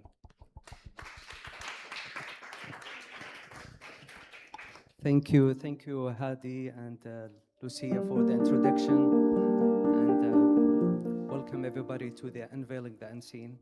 I think we can enjoy a little the video, which expressed the Venice as in master planning, how we can enjoy. So while this is happening, I'll just give you a brief about the research, which is really the research is screenplays, the visual narration, drawn from a journey that spanned the 2 decades of Venice Biennale. And also in each slide where we're gonna present today, it's really defined in each pavilion, national pavilion also, how they really express their identity and cultural through art, architecture, and design.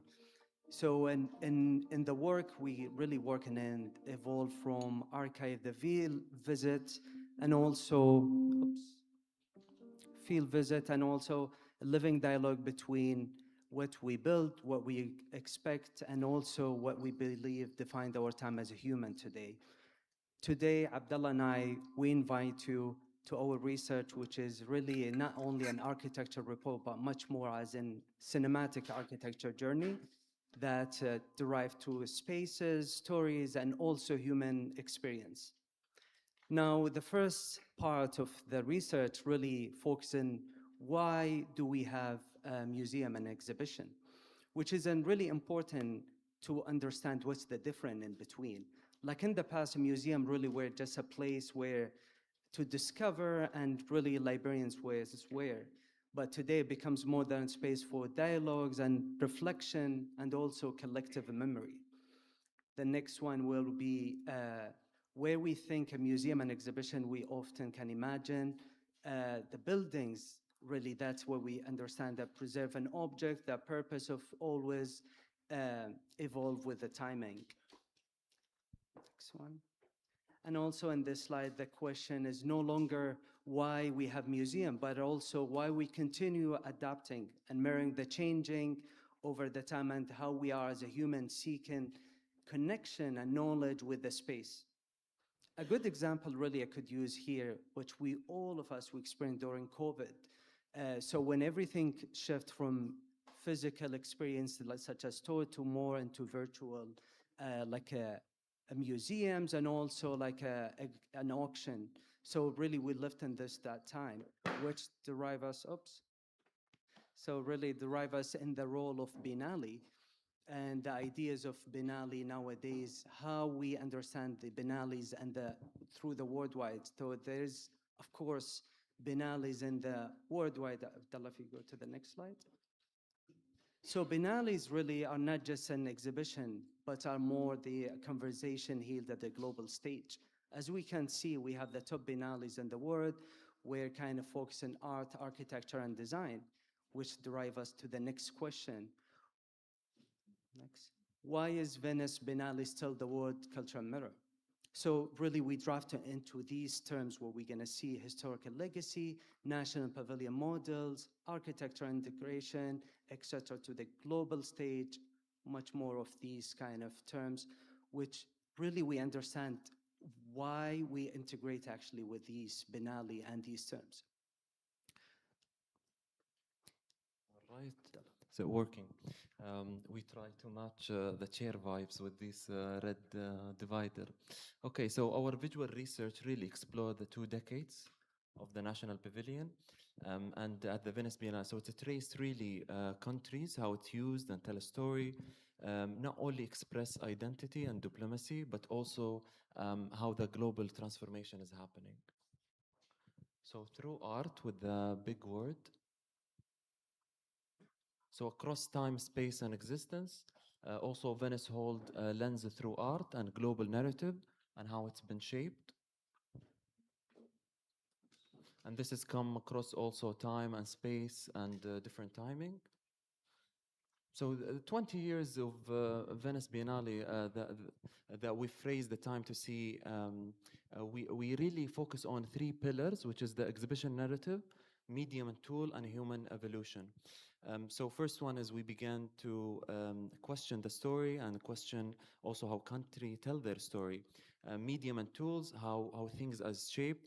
I always say, it's good to think as a developer, as the apps on your phone, every once 2 months they get updated. So the way we experience space has shifted from traditional architecture to exhibition to digital platform as well. And this also results on the third point, which is the human evolution. And finally, we also ask, why does this matter? And from a global event to technologies and transforming the Biennale into a reflection really of the world. You can see here the trace.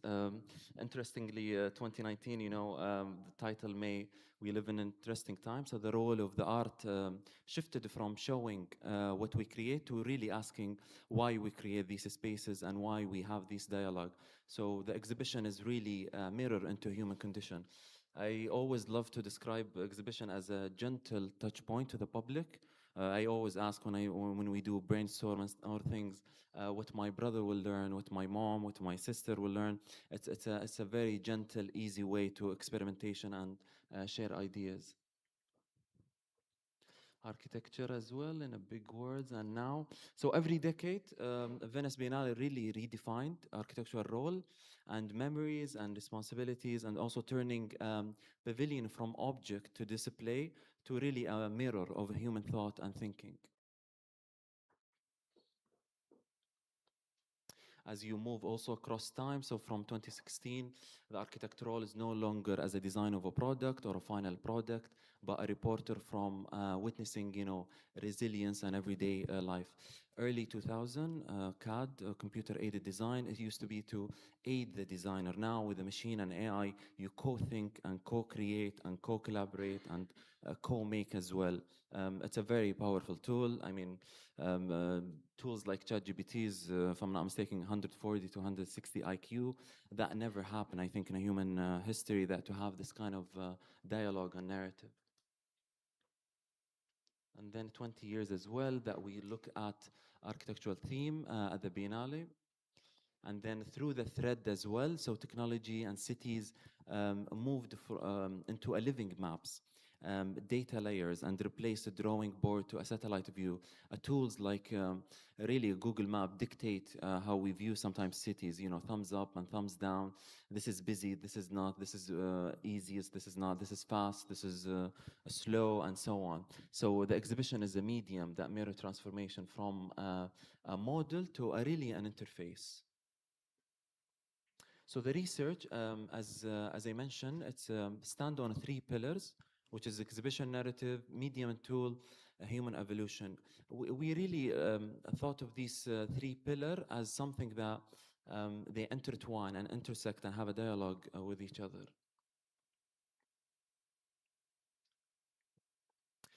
We're not going to bore you with the 300-page book, but when we built this presentation, we thought, okay, we wanted this more of a screenplay and a glimpse and engaging more in an easier medium than a densities. So from 2004 to 2023, where we started, the world really has changed from early phone to now AI and map to more interactive and so on. So the Biennale is also changed across that time, and how we design and connect and tell a story that has shifted.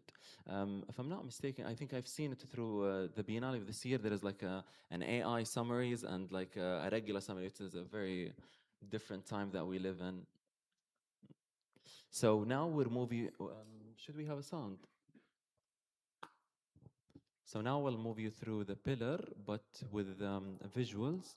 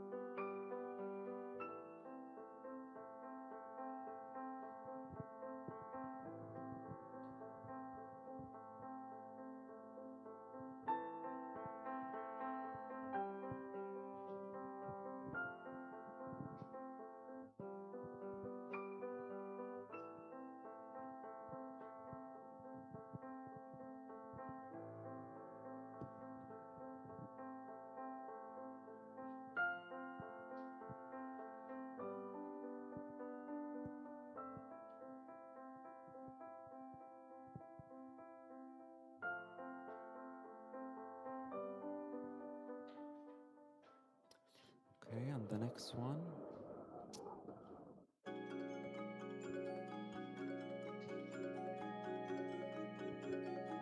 This is one of my favorites. It's really a recording history across different contexts and time, recording height and people and name.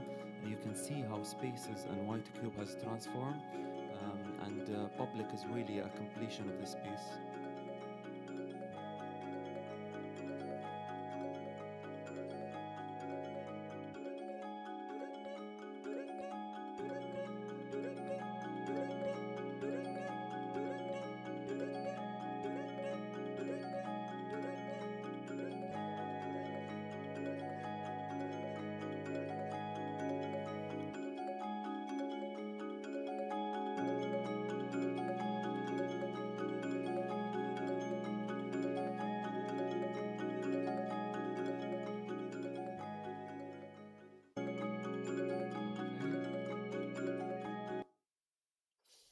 The last one and number 3 is Manal al-Dhawiyan in a beautiful town Al-Ula in our hometown, home country in Saudi. Very breathtaking. It's really a touch on the dialogue that we're trying also to speak on. A museum without a wall, a gallery without walls. So you really extend with nature and work with nature and have it an open gallery. This is at Desert X and it's coming again next year, inshallah.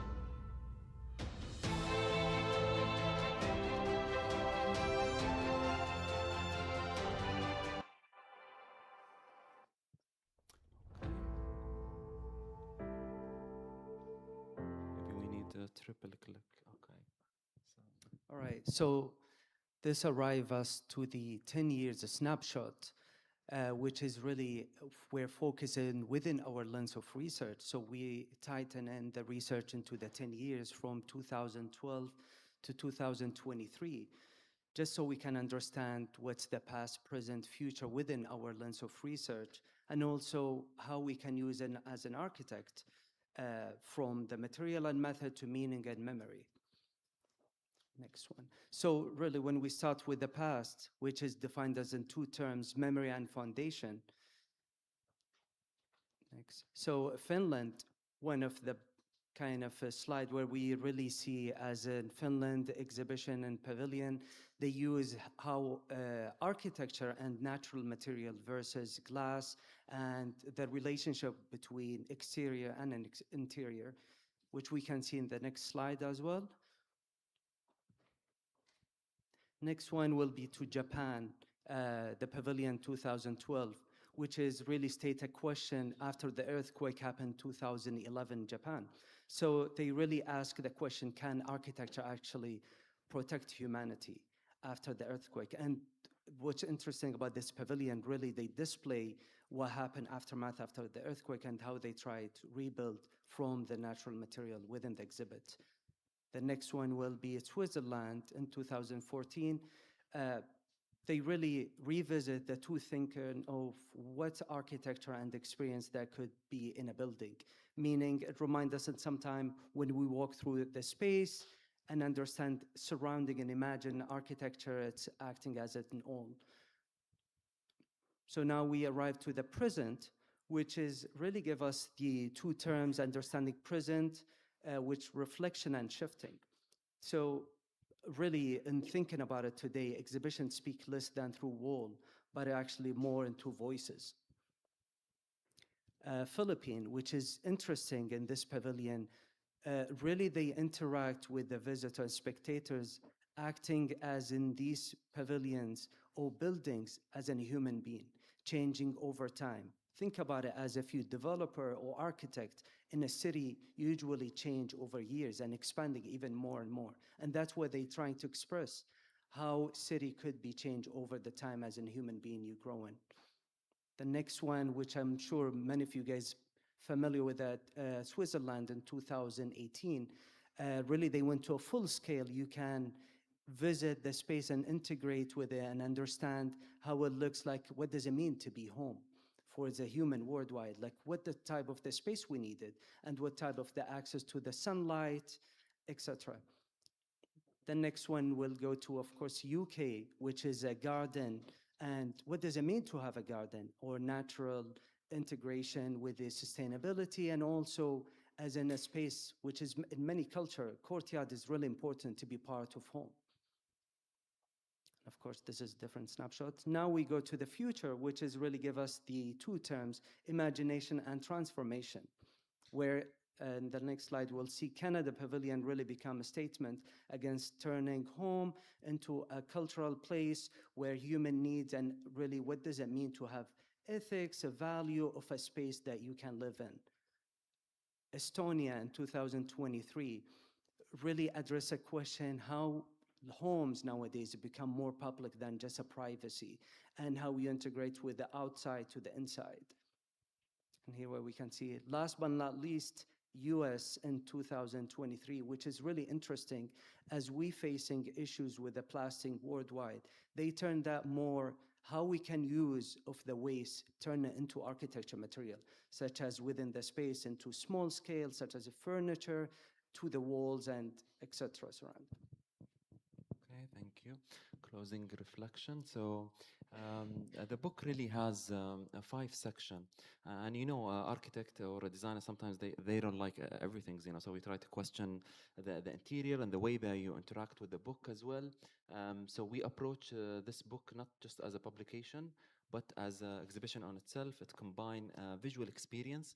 One of also my favorite section, we called it a black box, which is the end of the book, as you can see here on the slide, where we put things that through WhatsApp messages or unmade stuff, and the grid, all the trial, often in creative practice, whether it's in fashion or film or things, you see only the final product. And we wanted to really to have this X-rays and stuff normally that lives in the cloud and no one sees. So we wanted to really expose and share it across images, things we cancel, graphic, and so on. And this kind of notion also has extended to the exterior as well. Let's do a double click. Yeah, so with exterior as well, we question it as a book, as something that also we can treat it as an object, something that you don't put in the shelf and forget about it. It can be a piece, a furniture, a context. Some of the favorite quote that I like is a piece or an object in a room can influence the context of a home, a neighbor, a city, a country, a content.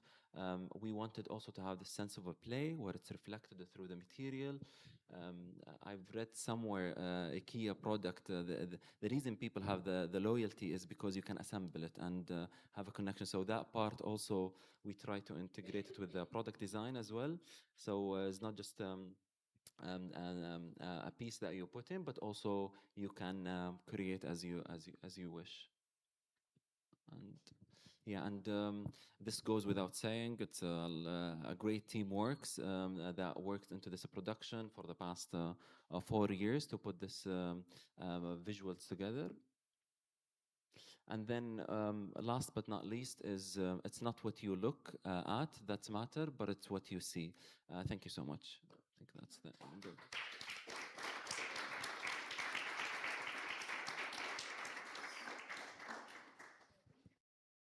Thank you.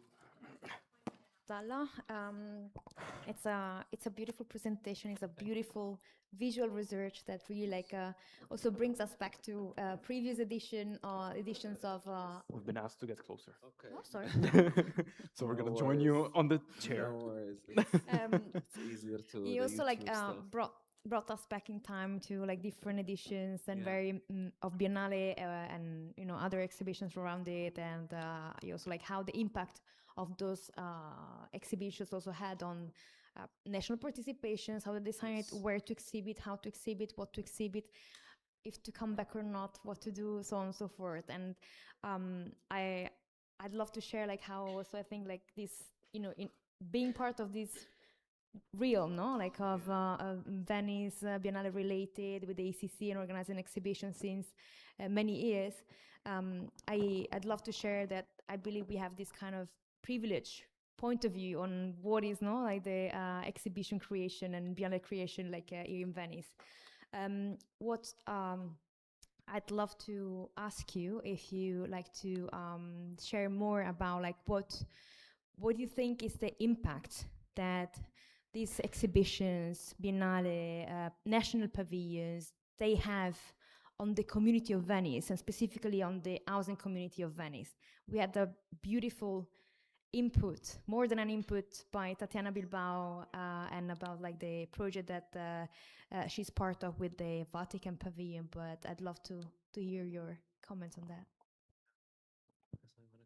Yeah, I think, I mean, Venice nowadays, like really become, especially Biennale, it's a world lead for art, architecture, and design. You just come in, and exactly what we mentioned earlier, it healed the global conversation stage. So really you come in not just learning, but you interact with people, a different culture, like we are here in the room, learning from each other. So Venice, I think it's a place where it comes together and experience all of these national pavilions within one space, and you could see different stories around the world within one kind of a space. Yeah, I mean, as simple as a cafe conversation, you know, or if I go on a break during lunchtime while you're visiting the Biennale, you hear about market in China, a deal in the Middle East. This is rarely happen. I just came from Tokyo 3 weeks ago for the expos and so on, but it's really, that's the unique of the place, you know, the dialogue, and to go from local to global, a platform of experimentation where things may work, may not. Recently I've heard, okay, a roundabout may work in the state, but doesn't work maybe in Saudi or something, you know, so it's really this experimentation and sharing from other trial. Yeah. Thank you. Very cool. I'm gonna direct my question and pick it up from the thematic of our forum, all about housing and communities. So you've shown in the deck of slides the different kinds of projects that we're dealing with housing, different kinds of projects that we're dealing with, approaches, right, from the Swiss pavilion, etc. We have the Austrian pavilion over here, so yeah, you. From all of this, what do you think, or how do you think these exhibitions, especially targeting housing and communities, would really change the narrative or create a positive impact footprint on the countries that are actually hosting these pavilions, right? So how does that go back home? If we're speaking about home, pun intended, right? So what do you think? Yeah, so when we looked at these 20 years and we looked at the tracing of different national pavilion, at early on it become a showcase of what they have. And then by the end it's more of a reflection, which is really connect to the global stage as well. Tools I've seen also, I love fabrication, and sometimes whenever I come to Venice, you see different modular of sustainabilities, a container, the way you do cities and temporary, and maybe I'm drifting off a little bit, but I encourage you also to look how a music festival is made. It has been one of the greatest benchmark when we worked on refugees camp and so on, because they come in on empty land. It's a full ecosystem. You get to play, aid, people to sleep, different zoning. It's a well developed as a master plan. So you learn through these different model and yeah, modular sometimes, and sharing these if it can be plugged in different context. Yeah. Thank you. Yeah. I think also when I add to Abdullah, it's where we see an exhibition, we see a lot of situation happening, being presenting, and really architect, designer, coming visit Venice Biennale and understand different pavilions. This is the only, I think, way we can see what's happening in the construction, in building and architecture around the world, and how it could be resolved. An example I could use where US pavilion used the plastic waste into recycle kind of within these material, which go back to material and method in architecture. No, thank you. I'm going to pick it up from there and, you know, also reflect on the common question that we also have within this forum, right? So how can architects work together with planners, with policymakers to really work towards equitable, affordable housing? In your view, how can exhibitions add to that discussion? I mean, this is a really good question. I I think as an architect and also developer, really you can't just build a building and you don't understand what's the need in the community, right? I think the main thing to understand what's the community need and involve really with the community what's it need. You can't just build a building without the news or like not relate with the community. So a good example I could use, and like an example happening in New York City, in East Village and East Side, when you go transition happening and changing in the city because of the local kind of integrate developer, architect, and contractor to understand and research. And also another example I could use back home in Riyadh, Diriyah. So there is a lot of development happening, which really they integrate with the local community and understand how the building being shaped during the time, such as mode and that. And really this can stated as an architecture and really using the local identity, which is Najdi vernacular architecture. And they keep developing this through the city and give the city identity and also the local needs within these buildings. Very interesting. Just a follow-up question on that. Have you identified any other structures, let's say, or frameworks that one could actually think about aside from these exhibitions to really expand and make these voices heard? What would that be? If I may jump, policies is a good one. In Riyadh, market and renting is really off the roof. And recently there was the establishment of a policy that rent will be raising of the rental price will be paused for the 5 years. It really shifts the mentality from the land to the actual real estate as a product. So developer is encouraged to really develop this empty land and focus also on the end product rather than treating this land as just a pure investment. Because really, if you think on the cycle, it's posing everyone. It's posing the buyer, the investor, the factory, the worker, the people that want to move to the cities.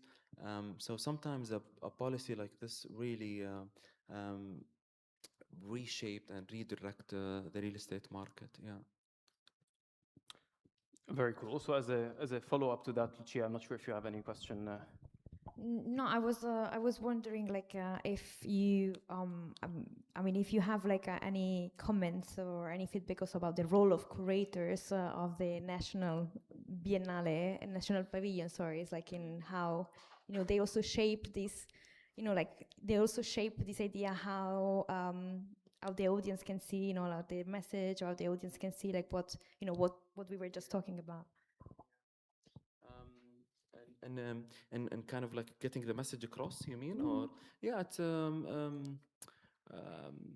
how do I say? I mean, my method sometimes I like it as a one shot. I don't like when you enter an exhibition there is like a little island of information, and typically you also consume of time and experience and people and getting the big picture, out of this. You've all been an experience through a different exhibition, and sometimes there is like 3-minute movies and then 5 minutes and 6 minutes, and then all your days is on the digital side, where you're coming here physically to see more of this context. So I think these are a tool can be shared, but it's a personal preference. Yeah. I mean, I think in this pavilion also bring us, when it's like Venice Biennale, right? Like a year for art and architecture, really give us like when we visit the pavilion, understand how other people think. Like, today you're thinking of a way in architecture of the building in a different way, how you want to send your story or like understand to the spectators to understand you. So like what Abdullah mentioned, through song or like through music or something. And also different people will think of it more as a physical object without nothing, but you need to use your imagination throughout the piece. So, yeah. Thank you. Thank you very much. I'm gonna turn here to the audience to see if anyone has a question. Yes, I see your hand raised. Okay, Gia, thank you. Thank you, Faisal and Abdullah, for your nice, amazing presentation. I just want to contextualize that from the regions where you have, we all have come from, and we have been entering now to this Biennale world. So do you feel, number one, that are we left behind, or what are the takeaways we are going to inspire in terms of the architectural design and in terms of the inspirations, these countries where there is a lot of development is happening? So how do you take this whole exercise? I don't know if it's clear enough. Thank you. Yeah, very interesting. Especially with the fast development in Saudis and the vision and so on. Your ingredient of the culture is your culture. No one can take this away from you. When you develop this development, you maintain this ingredient to you. You don't have to lose your language, identities, music, art, and so on. And you could have this modern interpretation. Dir'i, as Faisal mentioned, is a good example. They put, I'm not sure if you're familiar, there is an HD triangle. So they put, if it's three triangles, the development is two traditional, and then middle, and then two contemporary. So they give you like kind of appetite. You know, that's just one example in development context. Yeah, and I think, yeah, your culture is your own ingredient, you know, regardless of whether the country is developing or not. I think on that note, we can very much end this conversation over here. Thank you very much, Abdullah and Faisal. Thank you so much for your time. Thank you.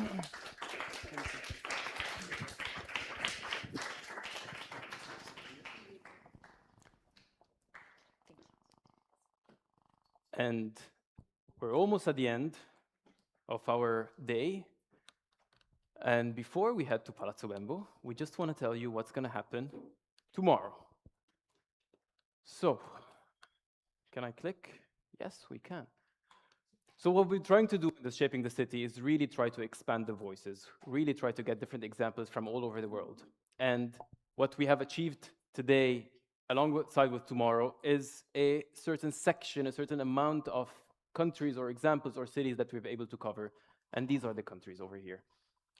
It's not much, it's only concentrated in certain areas, we acknowledge that, but we are sort of happy that we were able to diversify these voices. So give you an overview of what's happening tomorrow. The second panel is titled Building Belonging, Housing and the Architecture of the Common Good. The first example is going to be coming from the US. The curator of the American Pavilion this year, bringing a very important architectural element of the house, which is the porch. So what does the porch mean in architecture? The second panel, the second conversation in the same panel is again from Vienna. So we have someone from the municipality of Vienna over here, who's Wolfgang, telling us their experience from this leading city in social housing. We have another intervention by Petra coming from St. Louis and Washington University in St. Louis about the party wall common. The exhibition is also in Palazzo Mora if you want to check it out. And then the final presentation is by Coleman. Coleman is over here, and he's bringing an example from Baltimore. The third panel, is titled Architecture as an Encounter, Form, Materiality, and the Space of Living. We are going to be speaking again from another person from the US, Cleveland and Ohio, with Sung Ho and Heather. The other example comes from Juan, Juan is from Barcelona, but he's based in Texas. So, we have these two different, Juan is also here with us today. And the third example is coming from Japan. The fourth panel, Rethinking Home, Innovation, Affordability, and the Future of Living. We spoke a lot about affordability today, but what does that mean in the context of China? And with Yimei Chan, how do we do affordable housing? And what does that mean in that context in particular? We're looking into an example from the city of Amsterdam, from someone, from Eric, who is the former head of strategy at the city of Amsterdam. And he's currently working at the International Federation of Housing and Planning. So we're going to get that perspective. We also have another example from Paris about commons and co-ownership housing by Anne. And the final presentation is by Enric who's giving us an overview about a speculative new kinds of home, which is home as a living lab. Oh, we have one more presentation. We're bringing a California example as well as a housing crisis by John Mayevsky. So this is the fourth panel. The fifth panel tomorrow. It's going to be a long day. Architecture of place. Local grounds. It's only day one. It's only day one. I'm already... architecture of place, local practices, and situated practices. So what does that mean? We're getting an example from Ecuador with Maria, who's really sharing with us how she works with the communities in Ecuador. We have an example from Canada, from Mark, who's really telling us how to really connect with the land. Mark is here. And the third presentation is by Jean, who's getting the perspective from Togo, which is the first national pavilion of Togo that's exhibited in the Venice Architecture Biennial. We end the day with a keynote speech by Mads. Mads is here, was here, from Kobe Architects. So bringing also Copenhagen, how they're really transforming the entire port area of Copenhagen and the housing projects happening by Kobe. That is all. These are the places. We want to expand the conversation more. So this is also something that we really aspire for the next and the future editions of Shaping the City, to really expand the dialogue, to really have other countries, other cities represented in our forum. So this was just day one. This was just day one. We are looking forward to have you tomorrow here for a full day of conversations. At 10, we start here at Palazzo Michiel and also online. And now we would like to continue the conversations in Palazzo Bembo, where the exhibition is also going to be accessible and in front of a glass of Prosecco. So thanks, everyone. Thank you very much. See you tomorrow.